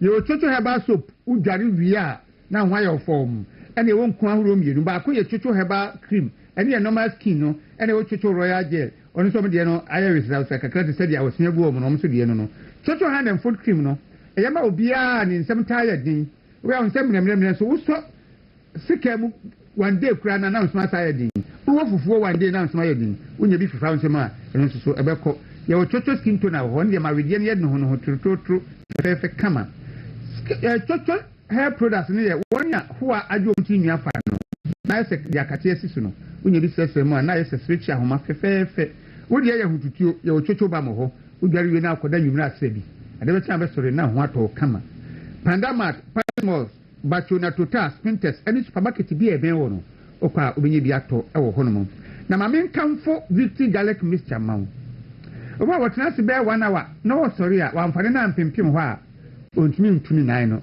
na kampese watena ka mu and now from Kumasi to Accra it means be 10 hours yi usi ahwa abubu ahwesese ya obehia victory garlic mixture onsa tayo tititi ya onsu behia bi obi wa odura nyime obere pa ansa na otumi ada ona na de ya achi obesoro nso akoduma ye o ha bibiri pibinu no nyai oni su tayo wisi oba wuti we wunse da nim date poti adubu nsa eno de wan hwe ya nsembefo ase eno so ye bi no mebeboa wo ya bi atuntu ado bi akwa obenye bi ato e wo ho no mo wo Kumasi na opebi ato PFA pharmacy Kolina Keba na Misi Heba obenye bi Accra na won so na call Repage Ventures so kanshi anatina test Heba obenye bi on number 0242 545-633 na ono mo akasa movement television ene wontumi radio Accra ha ye to nsa afro se dwuma bi a wo ye na apese ye mo na bo ho dawuru no ye de ya ye krado se bebo ye dwuma no no se ye bo nsem ho dawuru ne enwuma pa ho dawuru ye de oba amansen na beto nka woni e wo fie ne woni e wa kontwum nyina nti enya de a oboboka benya so mfaso kokomlemle ne wo Accra ni utan akwa no so fi circle e be sna akwa Accra ni utan na for door rice ani mu ha o de straight no curve, no bend. Udu first traffic light, yes, disco traffic light now. Quanimity about 50 meters. When sending fast to a corner down, call heavy duty choba, Chum Street.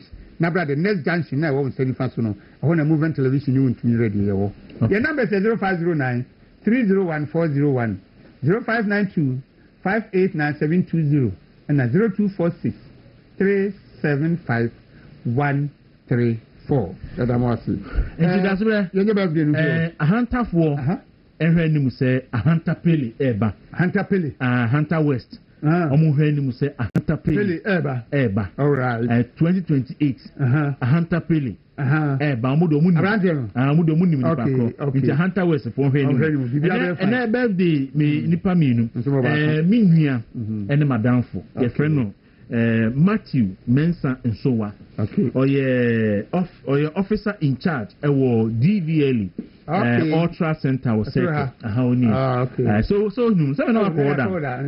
I brand and oh yes. It's your friend of Matthew Mensa Nsowa or your officer in charge ewo DVL Ultra Center ewo circle ne na order nti ye wish no happy birthday nti Matthew Mensa oye nipa say ye ka so bi nipa na oye nipa na Matthew die say to me sampa oye nipa papa na mo say okay ne na order nti me nti ne yire ye friend no Linda Asantewa Treme ono wo ne yire wo Anglo Good Ashanti wo bo ase enti ne yire ka Asantewa Treme yan ka so ya bruni ene ne manu nyina na ebusuafo nyina se yan fa fidie so na yan wish no happy birthday and for Emmanuel Matthew happy birthday to you Nyankopon sharp last one on my list madam ye friend no madam Alberta Achiampon na UK ene na woda ne sister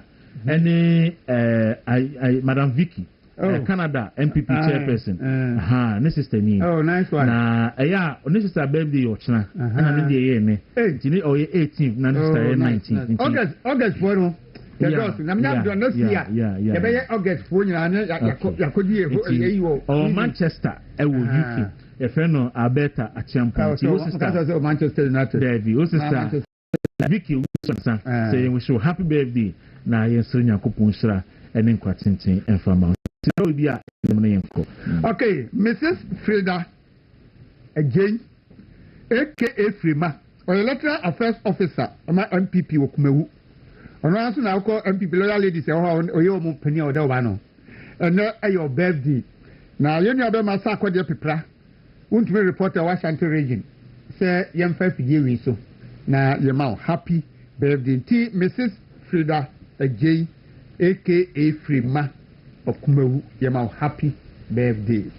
All right, me so me da sinti odi agromu akwasi from pon ababe cancer ewo fidi kese so na me ne eni komodi machi ye ne Kwaku na aboko de onyankopon adom no mpa ibonti enema iboko ere nyankopon ase papa ano Tebotek ene na mo man yo Kwaku ame na wase na mejina odwumedie kese so na fidi kese so yemfa nkyira so nkonfoma omamu ni nyina debia enya konya ebekoso asere twede ampon onyankopon asundie adema oman Ghana anafesu emuni panyina abusua ene de yesua sanwa de asiam bio e ofidie so a ema oranfi national swami se Tebotek garages ane sanwa di empunimpu e ofidie so wonim se abere bia bete Tebotek garages bia no de esese wuhunu de esese bo wadwenem ene se ye dwumeku a ye nam abefo ekwan so na yedi siesie cars yedi service cars a etete amansan cars a photo a echenkuri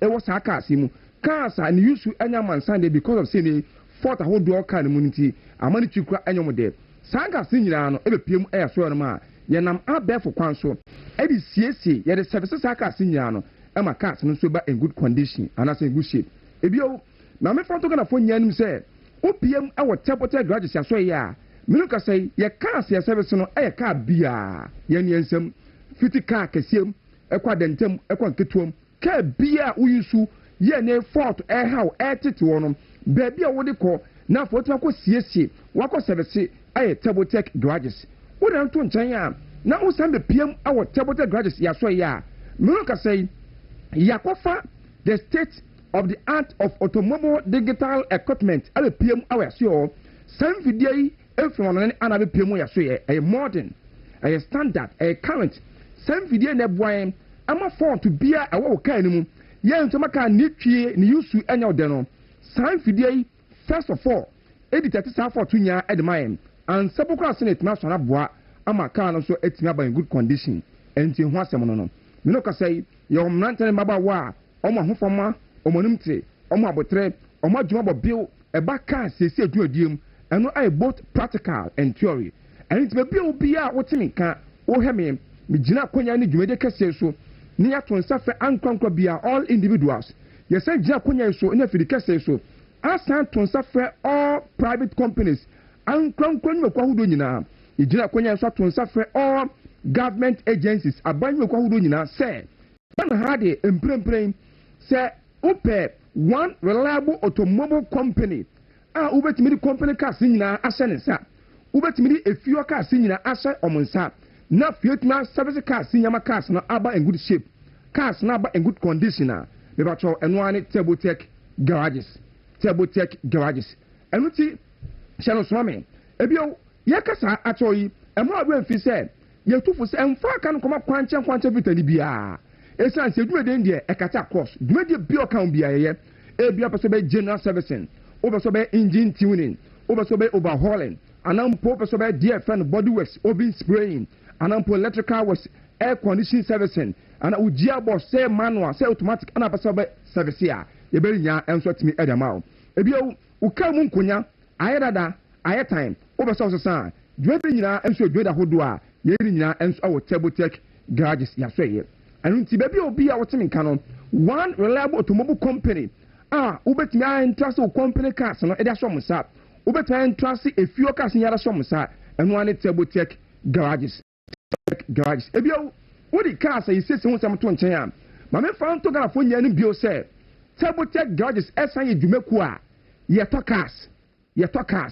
ane esan eton cars na ye cars ye to no emu nkomuni cars ye to accident cars ye to moving cars yeto home use cars yeto brand new cars enti be obia wotemi nka oheme wo car na enei wo de for sabon wapa ko mancho abi for more than 1 year ni car obia ma me fai wo car no for sabon wo de nam krom obia mfro na nka bo abeto wo car nya kwanhia na kan wuram anam poko twere be sifie anam poko de police for nsem no wo na police for nkosi nkonya je car fi omsem e kwampa so na wo car na nya kwanhia asai wo e wadwen so de ahwenye yiye no sa car no ubeta beton na Tebotek garages ye beto saka no enso atimi atuaka ebio mine to gara fo nya nim se enei Ghana de hye won kofon close amonone ya mode cars eba home use cars ebi brand new cars ebi si accident cars amuri fi amonone eba bedu Ghana no niente mpempini some of the cars bi especially moving cars come garages for ya ana cars no eche garage onyina ni secret ni ene say emfaso kese emfaso chenchirenche emfaso befu aya mpempini garages for to cars nso nti cars bi aba enan anampanum anampo ne chensa ya would come out one particular garage bi no cars da ho sio ukwa da bia ho sesio enso to ana bro no awi abo a na ehye no ni nyane se emfaso mara to cars nso nti obi aba ontimi nto eno ana tebote garage say ya no aya ne ye nhwe mfaso kese no ne mo se no edi dwa ye pese enko anhare so enko wano enfma afanu mienu nyina ani nti no cars do bia wo be break tebote garage se mpani no and so no be ye no eno so ana mudie say 1 month a 1 month a 2 months a 2 months asem a 3 months a 3 months asem enti be obia ene ohwame bia wo koton wo parking car wo accident car wo moving car wo home use car wo brand new cars no bia koton saka asa na bom no aye Tabotech garages sanso so peka ni bia to a bia ko pe bia to enso aye Tabotech garages ebia me to kala fo nyan mi se uyi cars ye siesie cars a yeton any cars a yeton ehun semato nchen a any other form of property bia wo ebia won sanse wo uncompleted building anampo ebia wo completed building due to one or two reasons nti obeso ton a obeso ojema baby akoton sa wajapade da mom no enso aye Tabotech garages provided say baby assassin one kama location e kama manso bia nu enye nsom e ba cho se sare tede a baby akoton wajapade da mom no enso aye Tabotech garages sounds up assassin bia to ope uncompleted building ato ope completed building ato a baby akope bia to so aye Tabotech garages mino kasa na masini to boase na fefa na mesono enkumo bie wachire yi a opese ne Tabotech garages mpele fo di no akoya ni fresesia na fe ndi nkomo enko anim na da sene mies na di nkan ni 0206 481 793 0206 481 793 0206 481 793 0206 481 793 number touch me no ensuni eno double as your WhatsApp number eno say 0542 275 252 0542 275 252 0542 275 252 number touch me and say etwa to ensuni 0542 961 111 0542 961 111 0542 961 111 what number sini me to kana fo nyanim say Tabotech garages de Ghana ha no yaso e no emienu yaso e kese ye headquarters no ewo enkraha ya the nation's capital Accra ya yewo Awoshi Waterwest honum anabotwe yewo sanso asoko asantementem kropon kumasimu a udu ahojo runabout a yewo in between Georgia Hotel and Greco office no yeso mfinfin ewo ahojo runabout o kumase udu ahojo runabout a between Georgia Hotel and mebatwa Greco office no yeso mfinfin ewo kumase ahojo runabout ye aduma fiti juara ekope memeneda Monday to Saturday and ye aduma anapa na otwe 8 am ne afi aduma se enyume no nsia 6 pm na me batwe yapon eti ho asem no ye ko na ma sibi na fi fancy 0206 481 793 0206 481 793 number to swin e double as your WhatsApp number me batwe enu so eni 0542 275 252 0542 275 252 number chat to ensuni 0542 961 111 0542 961 111 yakasa Tabotech garages are why just say we fix the impossible Kwaku Dawuro amansan Dawuro amena wase na fancy menso medas papa pabusanti odi agromu akwasi frimpon na matene kanu nti ye koji adwadi nkrato aba ye ba ye nkoma akachi ne alaji Yusuf Fofana ebetena sene abon nkoma ko ba bia ye ba sia nti ni kan fa medimafo ne fa nkrato aka ne wi fo Herbal Hospital Dr. Time Daso ene atena si opani kwankyerefo kofa bai ede ma medimafo Herbal Hospital wono eda onyame nam no so amena okasawie ebremu no ode ayarasa ma nipa biara wotu anamo aba medimafo Herbal Hospital ye ka medimafo Herbal Hospital ampa cho de tie na se ayarasa bia ye den haban enubina ni nua hina hodo ne de sayare ewo oman Ghana ha se wiase afana nyina ba bia wo bia no na ewo so otu anamo na oba medimafo Herbal Hospital ye opoku asemayira sanso na Kumasi ye wo abuakwa atwoma gogo school junction ye ho takwafo ebeba takwa bogoso junction ho nso medimafo Herbal Hospital ewo ho a dane de nyina no ye ya adwuma na afi hwese ye de ebera beto yare so ne yetu ase de afri enipaduarum edonti na tembia na ye tena se ka kire wo se onua bra medimafo Herbal Hospital so yare a etete wono ye mana nka wo so de biara da esanse ebra onipa bone ba ye na onyame kan se asese onipa free edi nturo no monko bo mo bra na monko no mo bedidi na wano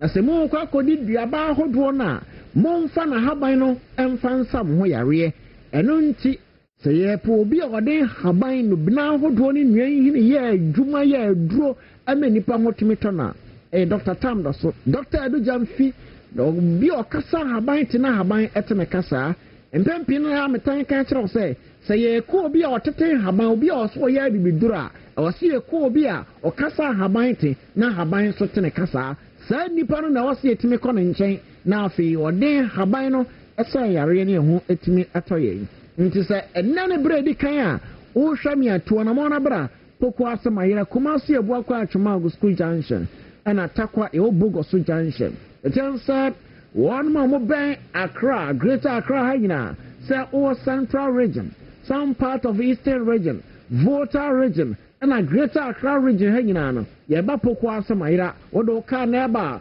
oko Google map no so a no obo medimafo Herbal Hospital poku ase ana Accra edo ebeba Kumasi so a obo medimafo Herbal Hospital Kumasi a edo ebeba oko takwa bogoso junction so awo takwa ne mpatamo na uyusu map ahodo nso na obo na eyi a obo medimafo Herbal Hospital eno nso edo beba na ye nama haban enne enua hi no so asawo yare no ede afre so medimafo Herbal Hospital ye tia no say from Monday to Saturday juma all the time juma na opesa oba medimafo Herbal Hospital be say crouchy the bay na ya na mo ya appointment na na matimi ababi but on Thursdays and Friday appointment medimafo Herbal Hospital and on Thursdays no obi say me person ba appointment amene den na matimi ahia Dr. Tam so wo say nipa no bo modern say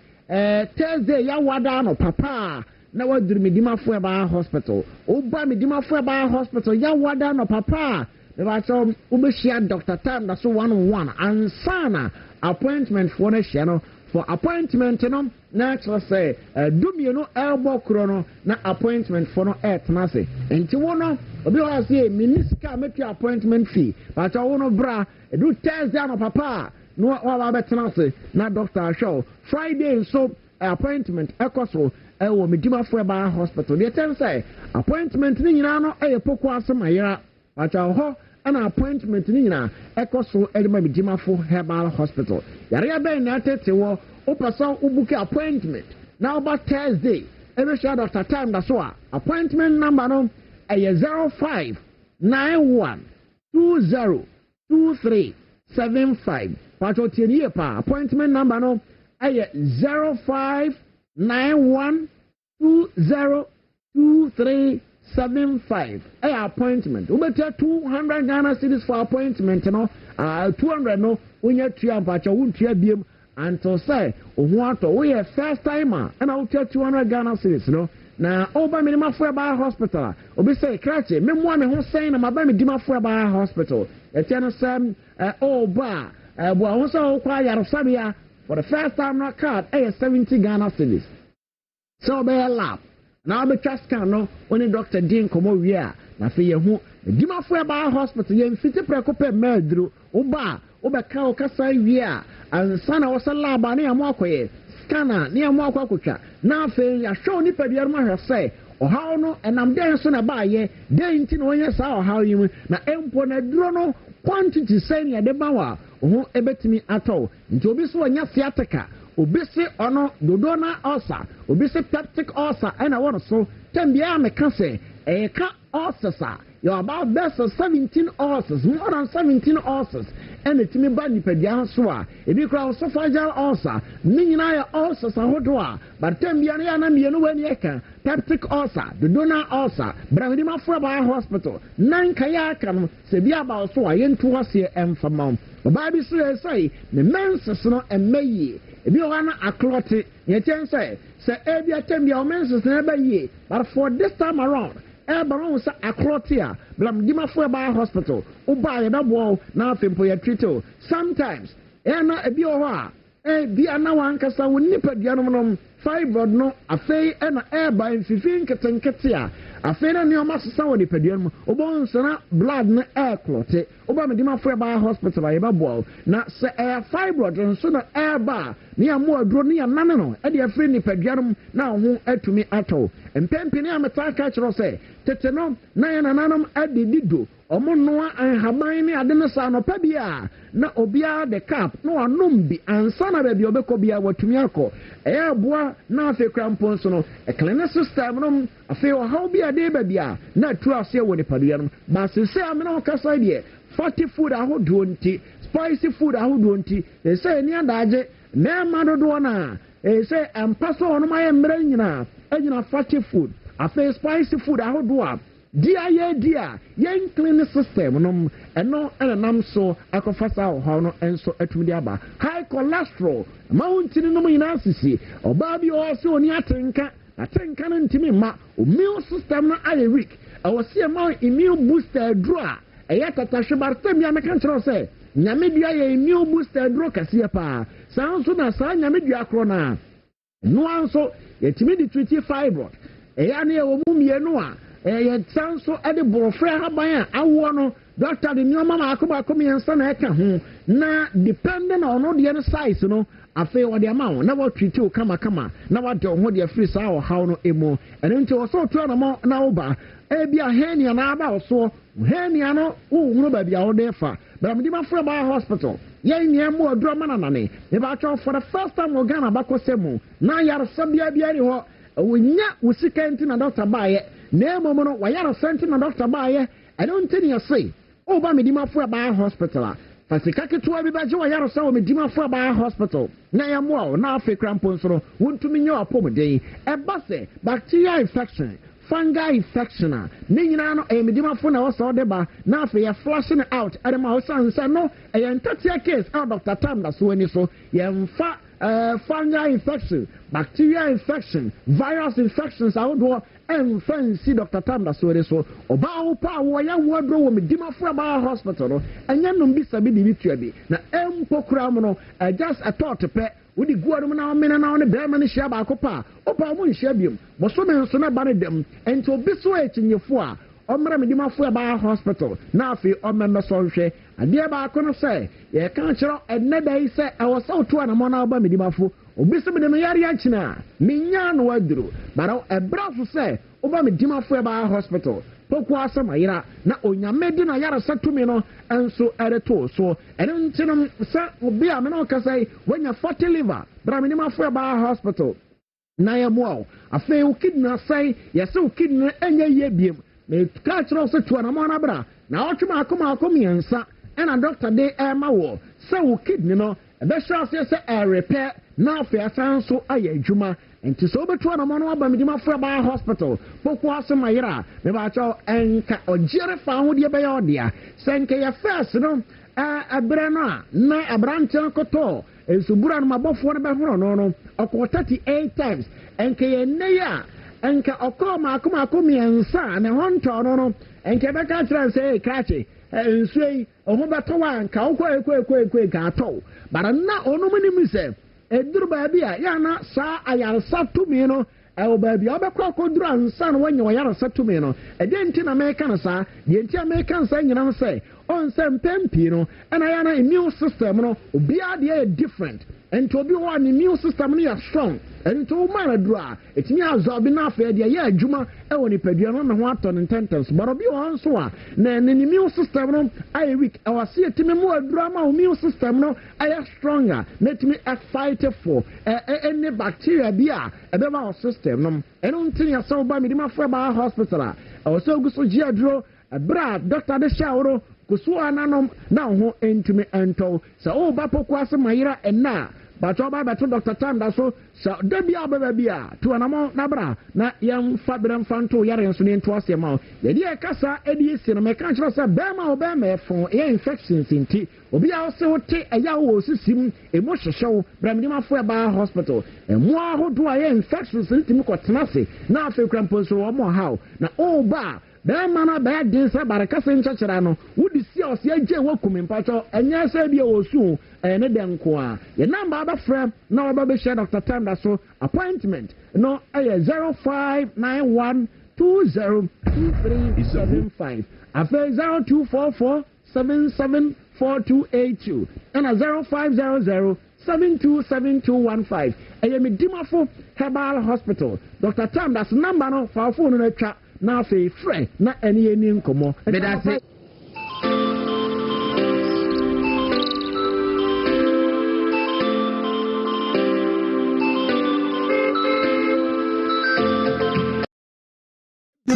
we're causing fear and panic. So if you create false news that creates false fear and panic now, under section 207, 208 of the Criminal Offences Act, also the part should be a petition by now, ain't it before? What are you people doing? Petition the director of CID. Say also the part making a wild allegation. Say down party, within me, and another within me, and about now within me, and they want to kill him. It's a serious matter. So he should come and prove.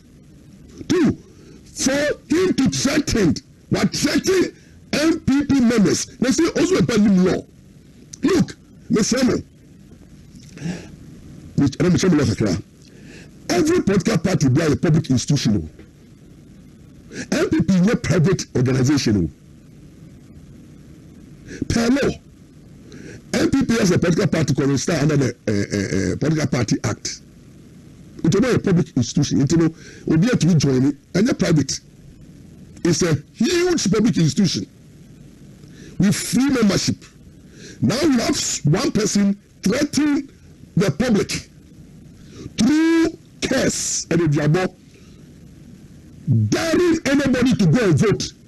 I will curse and curse that you curse your family. Are you not caught in fear and panic? And then people from the say a joke. Move say a Ghana no be work could do say work could do. You see, me like this, also a curse will not move me, but they will be why.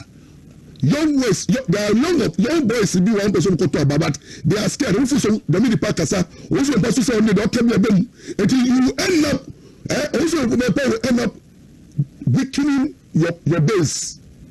Once every time I go to Abana, people will be scared to vote for you. So stop the MPP, stop the nonsense. Stop the nonsense by sitting down and not talking on Subepa. No file petition. He is causing fear and panic among the members. All the anyone who had to NDC for MPP for so don't take it for right. Don't it? It is on your who two people of Beniswa. Elections vote numbers count. And that is the power Wakoji and our bossy NDC is in power. And it's beyond to their benefit. They are happy. If they will finance it. But you, the MPP, now are affected, you know. Rise up legally and stop the nonsense. No petition at the IGP. Criminally. To do it for Europa. Number 3, he is causing, he is provoking. is provoking MPP people. You see, in law, provocation is an offense. Not that it's provoking, it's engaging what we call offensive conduct. So maybe we are shaman produce because MPP for you do a premise. You do your whole. You can say money apart from that form. You're losing elections. And this is for I beg you about so. The now we tell me almost a man for MPP for who papa MPP for and then because you can say that too. And then MPP for who to be travel and then MPP is not part of Ghana. Not party are doing the opposition. Now auto and for there and who's my papa who's my papa not so who's my papa provoking people committing what we call offensive conduct. Look, offensive conduct is a crime because what a whoever is saying is offensive. You see, who share MPP before they react.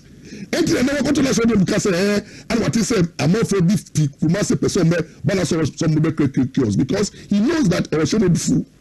And see, and this MPP leadership, don't sit down and allow his paper to provoke your members. Because you see, the moment you start doing that, part, you know, I'm not for the who and join you. Out of who they will not join. Because today, I say, enemy, may go and pass NPDC. Now, the Shabby this year, he don't pay the shower. He don't pay the shower. Now, we want to be MPP. Now, put it to your MPP leaders, put it to your party food figures, put it to your. You think it's a joke? Hold the issue people responsible for offensive conduct, petition the IGP, petition the FNSM, the head of CID, for him to be arrested. He should be arrested. It's not only provoking, but it's actually threatening the peace.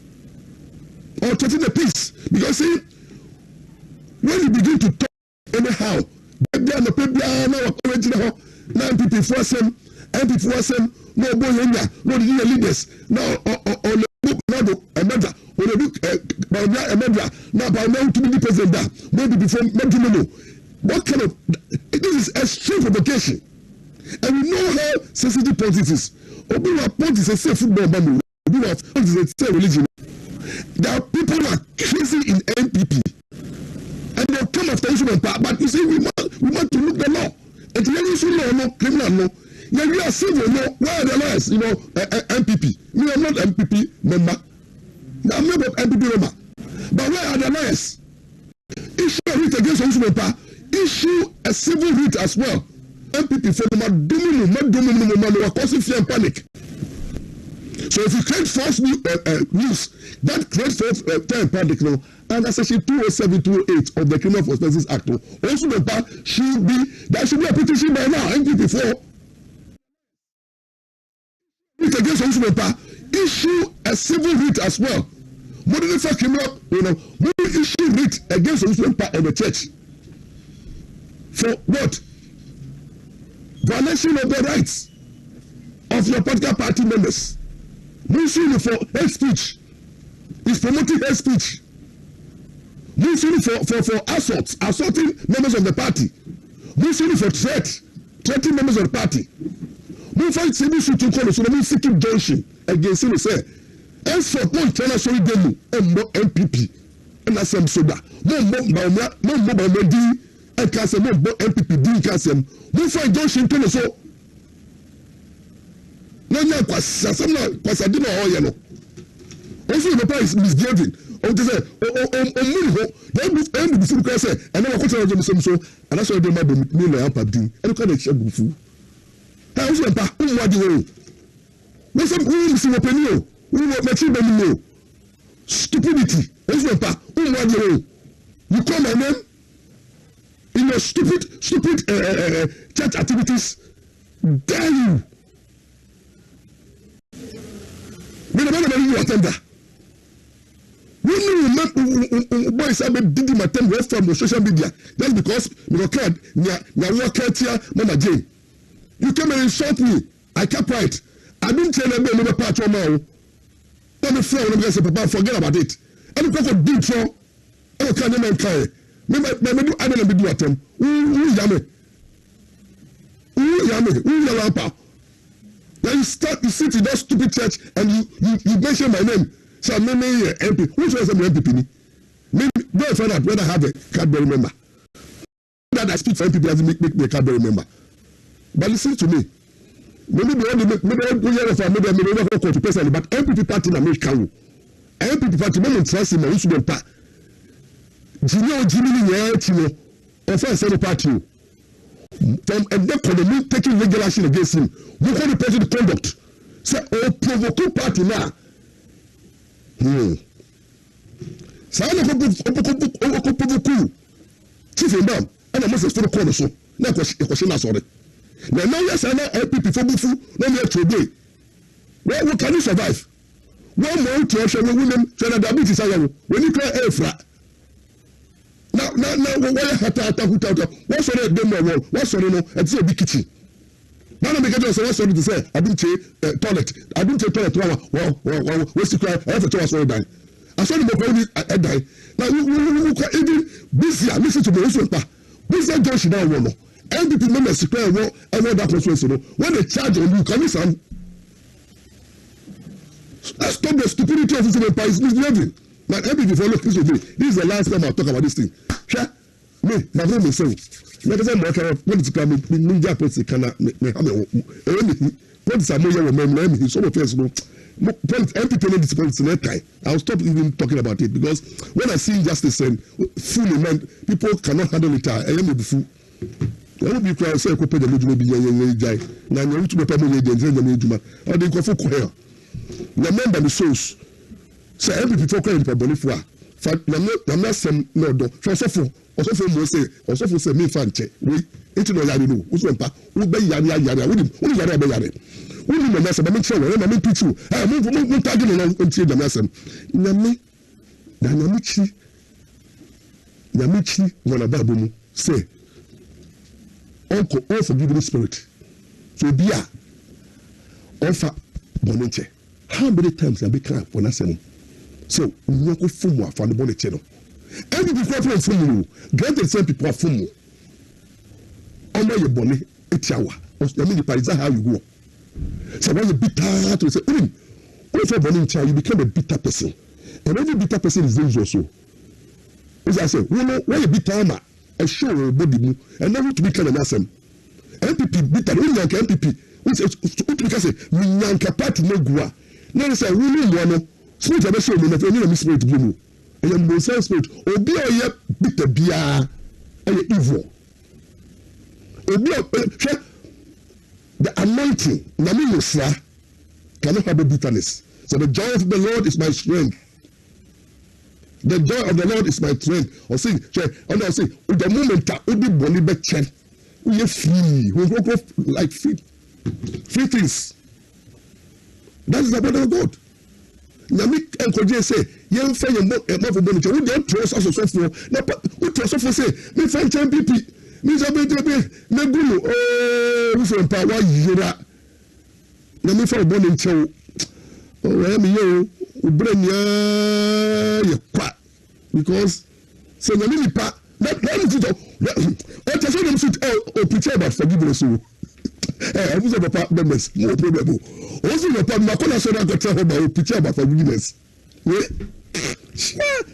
people o but we go begin to that moment na address you the way you address was also na an person a medical abo amane no Alhaji Yusuf Fofana ababeka nsa oye the former the endorse maybe last one here former government spokesperson on social services and now so abai course you know no the campaign manager edema honorable Dr. Bernard Okoboy into Mukai say oba hakrama you know it in command. Alhaji, good morning. Morning, Dawuro. Now o nyame adom me ho ye na so e asida enkanyam gobo ona beda no se no pay Dr. Okoboy ho ye pa oso chia munyina ochi obia oboaye ma ene onya se victory Ochia Munina. Me who said Owini, but me check numbers no na margin this one. Esupa. Esupa. And Crawford Ebo Abasopa. Crawford Ebo Abaso. Me Bahano, you can't say. Yeah. Me said I'm young cranny, but I was born and bred here at Abraka boy. Yeah. And as at the time I make a son. I say, oh, how the end you saw in me a third or fourth generation Accra boy. Into my age, my dean, Accra. And until then, I was the longest serving regional officer of this party. Meaning I'm quiet to Abama. Almost all the elections, from chairman to where I may contest, I pulled the highest vote. So, what you might a song Crawford, me shed on you can say angel, but I think say me and I mean a month for okay. I think that near Boa would say winning said any partner. Sanity. Say who send your own in the paper, sending a banner Jumano soa, so sifom, Ekoye Jumano. The year youth organizer of this region at a very young age. Jumadina year, and we kept rising from 9 to 14, is it 13 or 14 seats to 21 seats? Near 4. And it tells you, say, a Jumani, a sort. Nipeni MPP4. Yeah. Nti we G when you say me the campaign manager no strategy I made go from zone Accra mamo because we don't have to sit in Accra say campaign for team members. All the team members were in the zones. Okay. Accra. Okay. Nti the zone Accra into 8. Okay. 8 zones, and I deploy zonal coordinators. Okay. 2 in each zone, and then I also picked one executive member there as the constituency coordinator. Okay. And to number ye Jumano from na yen ya around as supervise omo. Maybe a tossing near yen then we continue. That's how we worked. Won't try and say young yen say and I am funny say and I am say. Ejumano from the work. Because more election now you're so sure. I told you we win this election. We're going to win by a wide margin and we're going to win big because Accra deserves Ubia Obesi from Akoye Juma. Accra is now the biggest region in Ghana in terms of votes and in terms of population. The biggest region in Ghana. Who we need Accra, what we need Ghana. And then everybody say, you be paying for your regional executives, go to office keke. Na ya call meetings, a bar rally, and I call general platform. So I did near coffee. There be. Maybe a flag bearer, Etino. Flag bearer bar, Obi Sassamoni, I blame people are beyond the Biana Mekanwasam. Say Obi minister of Eastern region, of Upper East, of your Santi region, the constituency on court. The polling station on court, the region on court. This what I said, Baumia, quite half for now. We're doing no money to convoy anything. I service. And until a year, almost a year, bore my basso. As I say, or no, a young one to Tembia, those really doing the work, no, or more grounds for no more. Or your constituency. Area coordinators and polling station executives. And I'm a party and condenim, and a good party. Because the Panaya Juma sa ya be no. Omo mbedi appointment in our crown, omo nim ni pana omo ye Jumano. Nti be den ma omo atumi aboa omo. But if party people ye reward omo after elections, typical party people, and we never boy. And I shared him said the next president of the Republic of Ghana, His Excellency, Dr. Alhaji Mahmoud Baumia, or the Oakan, or the Asina Niso, or so be more constituency, be up 10 appointments, or over 7,000 appointments to make. And say, or the policy yaba, I think it's very fantastic. I say, near Jumadin, it is coming to the constituencies.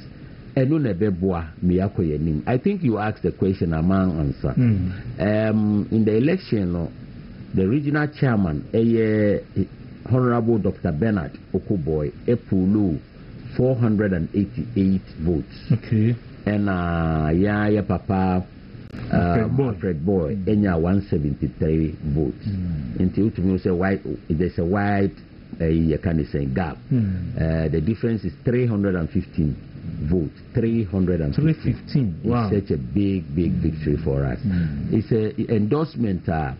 HSA Greater Accra have some sort of confidence in that young man to deliver, because Accra no Osha any Accra the whole Ghana, we have lost our base. The base in where we derive our support, the youth. The youth no before now no more MPV4. Majority of the youth MPV4. We've lost them. And number two, we've lost the academia. Academia nso ye akukudama almost see de ko akiri. First no share see a party no elite party. Yeah. Human. We've lost them too. Wow. We've lost that battle. And also I would say without any shred of say we've lost the media too to the other side. Yeah. Only a few of the media are to be in fact, any asofo so crown we are losing them. So strategically, in getting executive to win the biggest region in Ghana, you need Obi appealing to this group of people.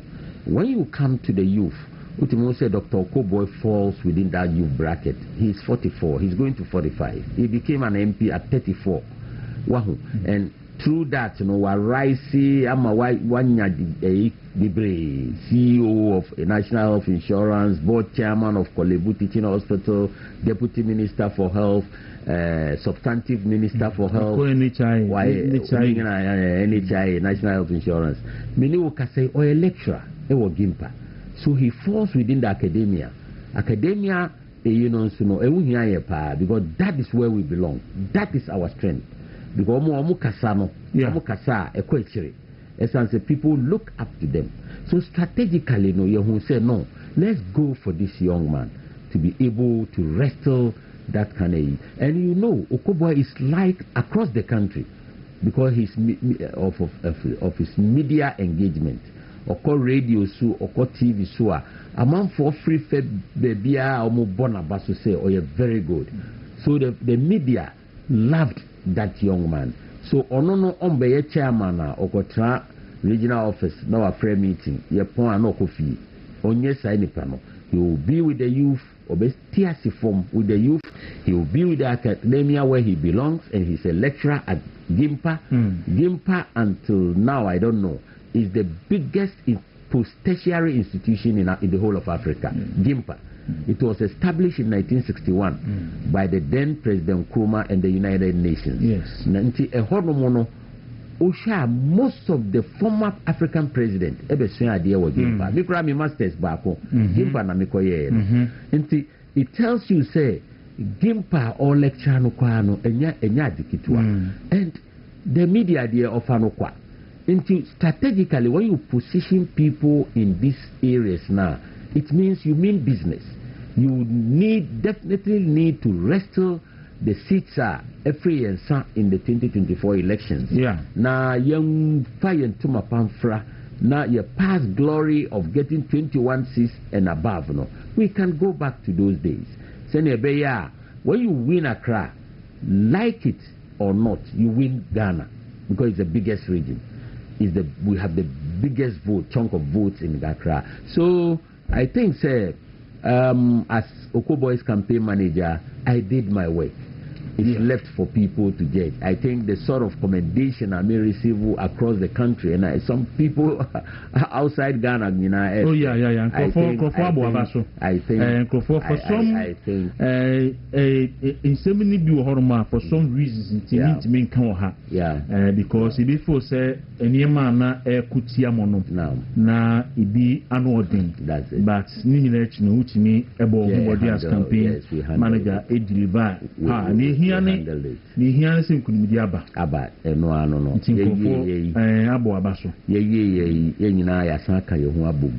Last Sunday we paid a visit to His Excellency the next president with the entire regional elected officers, all the constituency chairmen. I mean, Nianko and Fire Hunkotreno, Senebeya, Yebesheno Bosse, we are ready and prepared to hit the grounds running. We are ready to work in this region. Only one of the weapons that I have is multilingual. I speak almost all languages. Okay. Into baby, I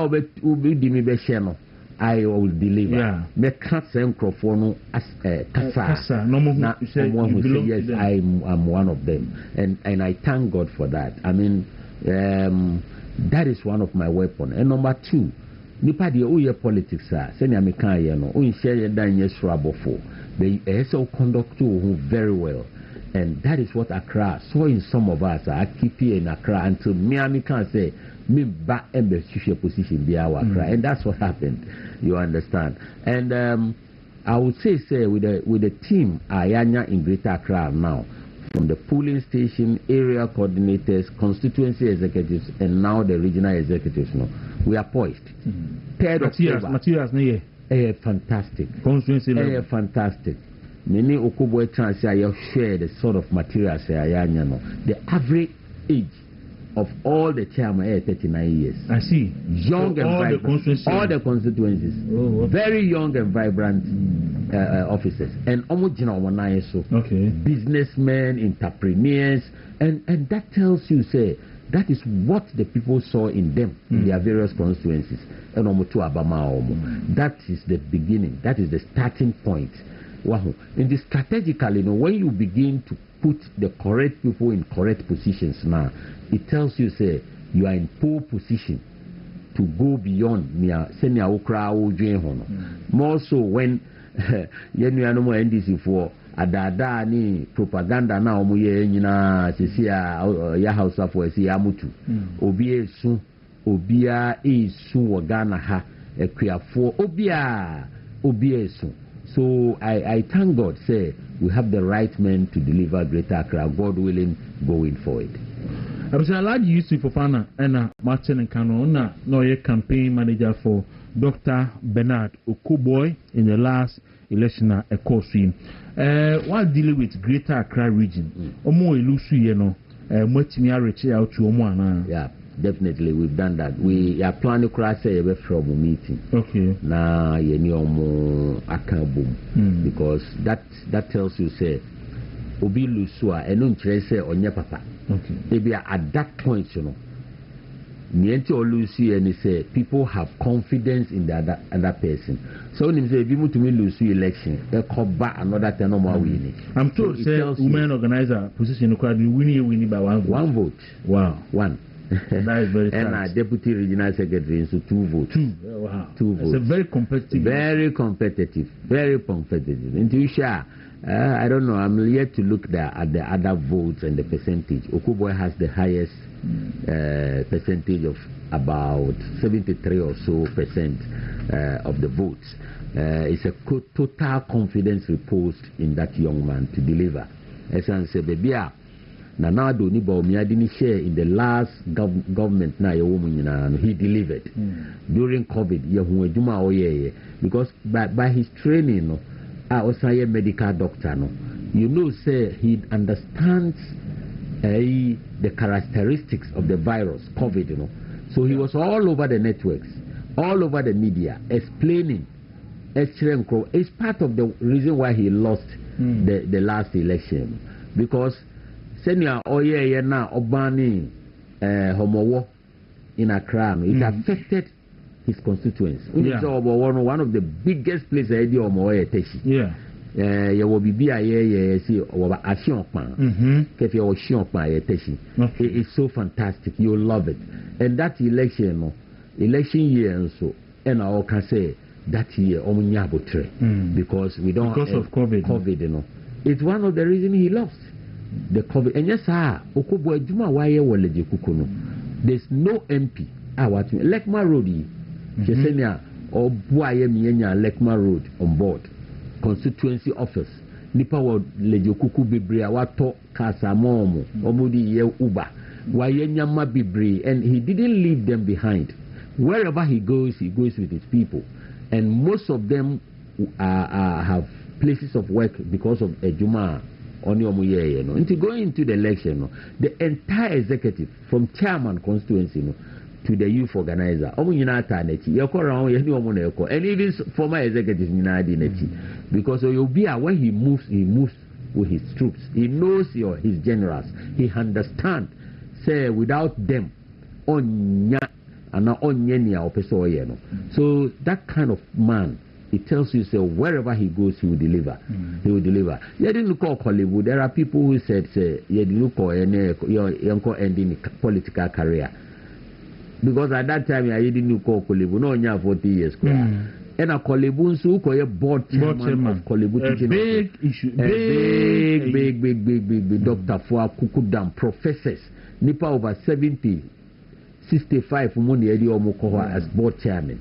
And a bano industrial actions in Nyama Kolibu de Tesisipa. Yeah. Until Mahama one. I'm telling you. I'm telling you. Kolibu senior doctors. I'm telling you. Kolibu senior. I'm telling you. Kolibu senior that. I'm telling you. Strike is easy. Until Okuboy went there. Until Onono, there's one former NDC MP and minister. Tembiami Bonabaso. He told the boy, our person all the policies be kohonomo, no changes or kolebu. Or say, go back to the president and tell him ya person oyeno. Or no jitumu dia no abeye. Na ono and to more menye, essence oh yeah, professors na wo honey opinion for Kwaku Dam report to our president, ye be you way free ho. He went to the president, His Excellency Nana Adodanko Akufo-Addo. Baby o bia no pay me chiano. And the president bisa na say nti nia opeso oye we did to mu say why research e fa ho a obetumi aye ama Kolebo Adjo o say I am my research and I know say me the cohort mo a ebe yi si kokoye me anhwe master enu na ma Kolebo Adjo antelene no because he that too no ye be fa doctors ni penyimfo Kolebo a University of Ghana Medical School and appointment no. Oh, okay. It's not made from Kolebo or the board members. Almost nim. Until ye nipa no free hono mo na dey abetra almost so ho. And I said no, this thing must change. It shouldn't be. It should be the other way around. Because ye ni wa hanya ye eduma. Until ye ni say ya appointing nipa no. That person should not come from the medical school. Because hono mo no my entity anyway. Yes, we know say any omo na ye eduma. But we need to change this. Such changes in Kitikiti or Diba Kolebo. No. That is why Yanya Sundri or Kolebo for the past 8-9 years now and still counting. So it tells us a baby of Bekono or deliver. So my prayer is that the constituency and regional executives are going to support him. And I know he will deliver Greater Accra. So, you're hardworking, eloquent, fantastic gentleman. His Excellency Dr. Mahmoud Bawumia will become the next president of the Republic. Apart from Greater Accra, what share other regions and so?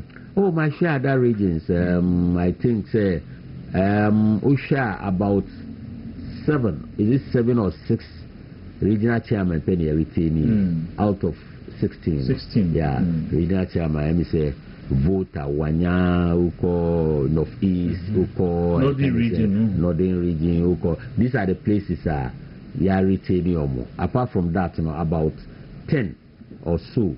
I mean, there's been a change, and I think non so bebwa because they retain no. I say in the last year's election, ubo humodin nanso senior inframano bokono and affect yena across the country.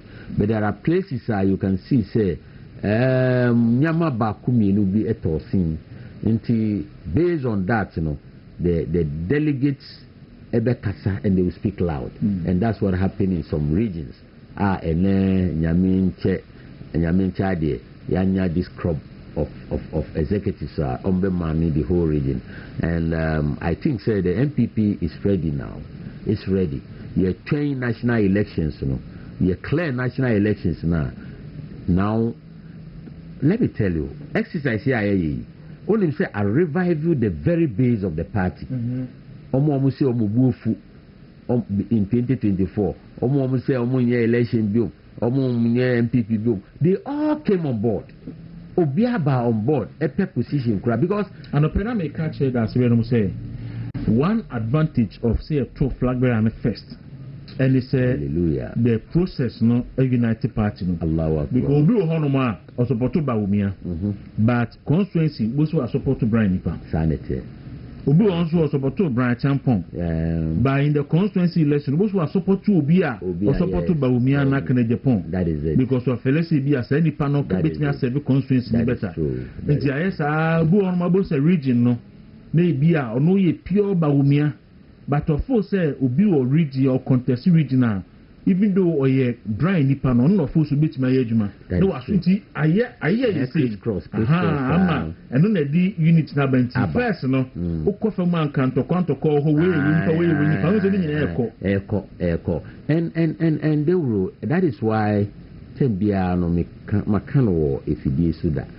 say nipa onia odisa again no by say yonko presidential no any free answer no they say you hwehwe no ne Bonabaso I don't know whether it's a Kwaku committee or who I think say obi na propose here people say so sense in it and you adopt you and you adwuma onim say senior party ni year in 2024 no anka you could start from polling station and can you be oh yes I'm telling you about party officers I'm telling you because what is going to happen is say me ba album no more at the police station na me to abama me am person or presidential candidate so that's where the fight will start electoral area constituency region and national ye beko sa be yoko ye flag bearer no ye no aboaye pa aboaye amaye na me obiani say be true and true Bawumia nipa me na me handle Wejagbawe ma Bawumia and I pull one of the highest votes in 2024 also me na me handle you can say I was so north me pull the highest way you can say percentage of votes in Greater Accra after Wejagbawe na mintumi anso kakra bi wo ho no mo e wo Trobo amasama ye reserve ho ma me wie weja e na me call Trobo nso I did a good job there and we won. I mean it tells you say nipa now this again no ba ye no I think say we have to organize some sort of way here Bonabaso baby a e be wie parliamentary primaries no na party na unite ewi that is true because me nimcrophobia on constituency MP no and support Bawumia that is true ono ye Bawumia ni pa ba support MP no that is true obi so ono ma ono so MP no so and support before ba no we say ye no na ya crisscross in the course no e be difficult to say be teacher party movement meaning say national dey course so and you say movement no starting move by the next time e ba no let show me because alaji momo amoye Dr. Kuboy campaigning Munyina will never support one person in the national election. The Libeko has said, this time Namoha, but next way they friendly fire. A friend of friendly fire. I mean, that is why politics is beautiful. Uchi politics are here, you can do politics. It's very beautiful. I mean, except those hardliners who see politics as life and death matter. Because politics ntokwa enye se obefa catlas adiwu wunu echi it's a matter of choice obi me ti hey me full Kumasi Asante Kotoko supporter se me yiri si oya house ni a what is my problem ana me man si omo Olympics it's a matter of choice because near baby ani kumani neyi e man so support no so I don't have any problem but obi o na opese dole essence so ye nimia and essence so ye na downfall well enu na edi sa wenche no ba no you can't force that person ni obetumi aye na ni se kasa de ahobrase mu na watwi na adwin e ba o side then you win that person on board enti ni esi ama crisscross no akodoso no ama party base no adu form ama obi ehun say okay so I can belong here today and belong here tomorrow. And even if I decided to stay with one person, though you are being loyal, then you know the reason why you are there. And I will lose election. You must know how to manage your defeat. That is true. That is true. That is true. When you lose election, let me tell you, when you lose election, that is when I said the best every ever. Me call election, parliamentary election in 2008 as an orphan, 2007 as an orphan constituency. Then Ayawaso East, me and Chemo. A 6 and a contest. No. The mini eventual winner, no, may so rest in peace. A friend, Salisu, no Ministry of Finance, no Ejima Ministry of Finance. Allah Jikanshi. Minenu ne call head neck to neck. And I lose by 6 votes. Then I was the second term regional youth organizer and I'm the deputy regional secretary. Bibeji campaign as campaign manager. And I'm a campaign man day and night. Day and night. Into your koyena anye 4 years bebano obiasi fofana. Because Mantian Koda, I was at the forefront because I was a popular candidate. Even when he knew I was a popular candidate, he won. That day, people were crying on the streets of Nima and Mamobi. Say Fofana Lusu. Wow.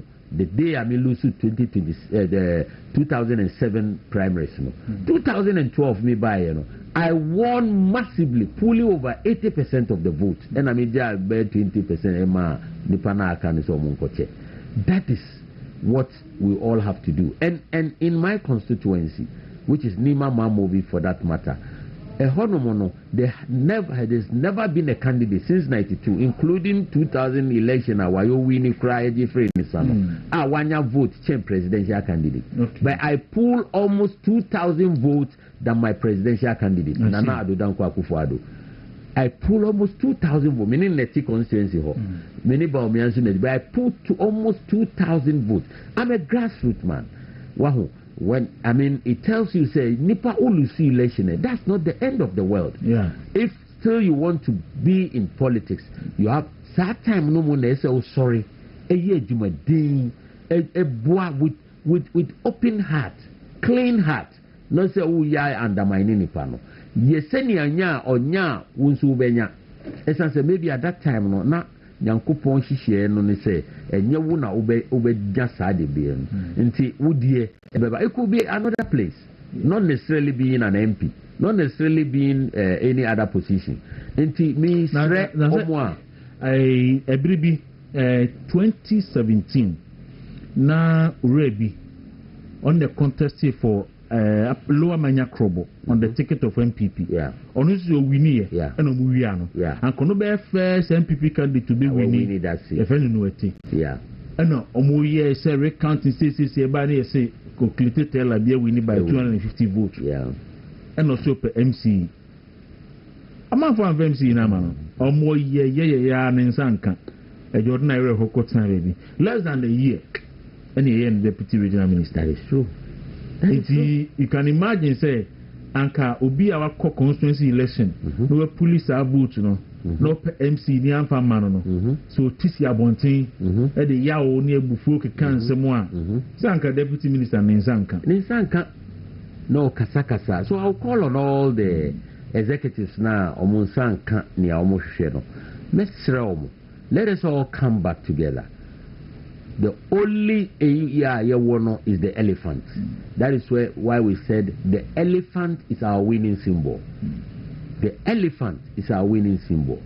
Ujitumu Sadia, let's all come back on board across the country. Because that is how it is. It is better for your party to be in government or a messenger than your party to be in opposition or a general secretary of the party. Mr. J said top down a flag bearer first, say a correct Japan. Make I say correct Japan this proposal no a call a national council. Yeah. But I was told say Kofubi ni mutu idea no from baby. But officially no comment Japan this proposal and call national council. Yeah, national council. It takes a decision. That is fantastic. That's a great gentleman. Yeah. I think you'll be a over the years. I mean, I started politics at a very young age. Bra yen to me Kasawa Chrome Hakra. Bra bien to me call radio su. Na Kobenet Japan was going on radio. You know, defending this party. He's come a long way. Yeah. Going forward, you know, party, you know, almost done with the reforms in the question. What they can't touch or you can create, but yen said they can't be here. Omo lose, omo winning, omo behave the same. I told the BIS you'll be hold the material, very good material, but only will be a contest election team will lose team. Just say empesa kra appointment bi kra ko bit my juma committee mukra e mana be what do you have to say about that? That is it. I mean strategically no na me di kan you know all you see election that doesn't mean it's the end of the road for you. Once that's where MPP ni once o person o cost you politician there. This is the time for you to get up, hit the road and let's work together. Na one yen sana and no be affect you. Say ni awo hwehwe na won san kan no nyina em se maka. It means nyame enye nipa nyame na edi ni saka nipa kuma na wako vote be or vote ye no. Enti that good Lord that you worship no is still alive. Your time will come. All of us, our time will come. Enti say walusu election no you are not happy and now position being a 1 year you are not happy. Some of us could have left this party long time ago. Until then, before the last election, we had the longest serving regional officer, my parliamentary candidate, my youth organizer for the region, my deputy regional secretary of the region, my director of communication for the region, my SA my ministry appointment, manya deputy, manya CEO, deputy, ningina manya. MC Krano Manya constituency I have performed better than any candidate. But I kept moving. I kept working for the party. Because meaning say Manya Krana Dachi mi baby ama mi nanabi. Mi records here ama seti etu honomono. Ye be sheni ye dia kaimi. Me akase no we Alaji Yusuf Fofana nana. Into Mufamano or Brew party Mupa or. So sometimes you don't look at yourself alone. Oh yes, Sana. Now say Sebi, you are being selfish. Keep working. I mean there's time for everything. So if you are a good believer, you must understand what I'm talking about. One nyakra now they say Nyankopon has not planned that thing for you. Because that is why in the Quran they said the enemies have planned, they have planned against you, and you have also planned. But Allah is the best of planners. And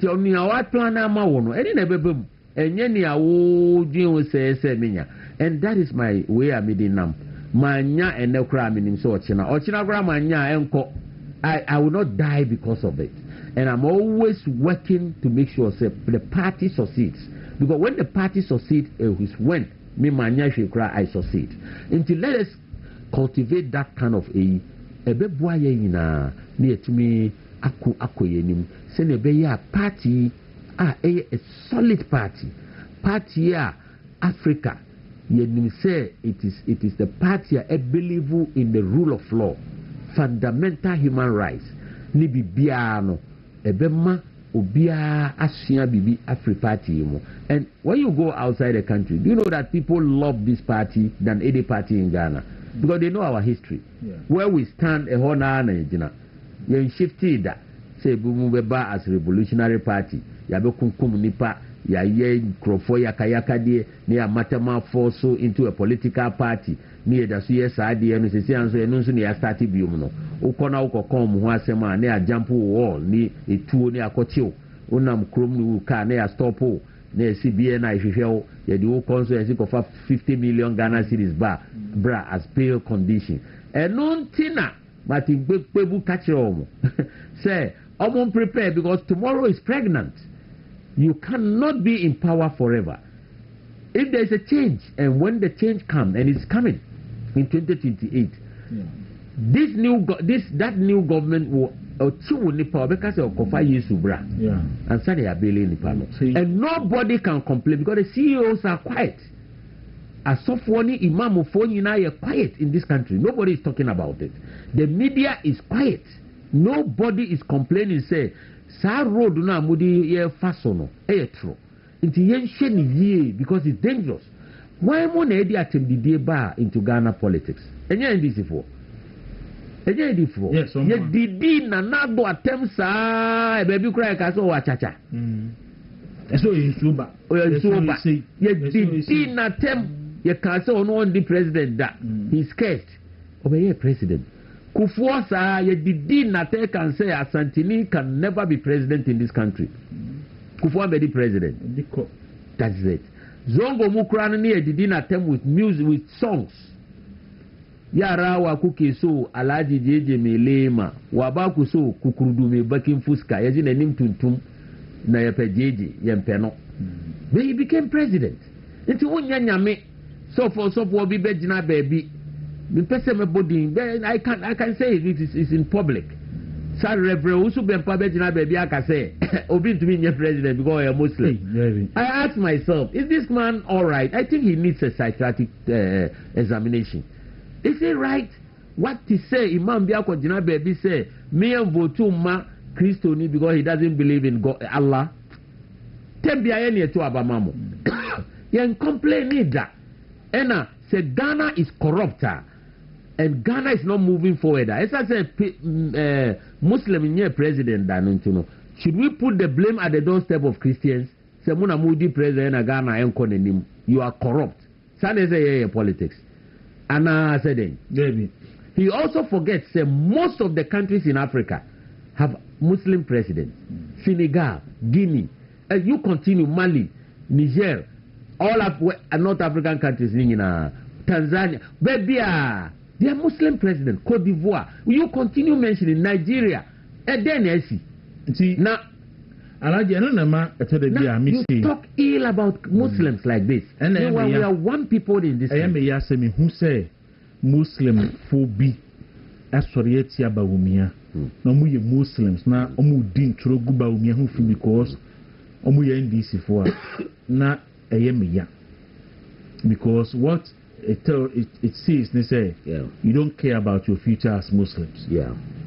Because now make a video to say, if Dr. Bawumia doesn't become president of Ghana, you should forget. We are finished. And you should forget. Because the highest for the first time in our history. And we appointed a first Muslim as a Supreme Court judge. If he's a Ghana by we are saying. It took the MPP traditional appointment as Amadou Tanko. Or a Muslim. And the first Muslim to be on the Supreme Court bench. And it has taken another MPP government. And we appointed a Muslim flag bearer. Maybe and this for maybe a Muslim for Mutuabakono. Almost a running mate to club or Monfabi Mamo. So I just say, yes, they have nothing to do with people. Gidi, me show mudi me say, mo madache and a mudi diagro. Or China will do that person. Nobody. No, because what can say, failure. No political party. I say we are finished. And the better Muslims. We are finished. We are finished. And that is what is happening in the Zongo communities today. That is what is happening. Because you see,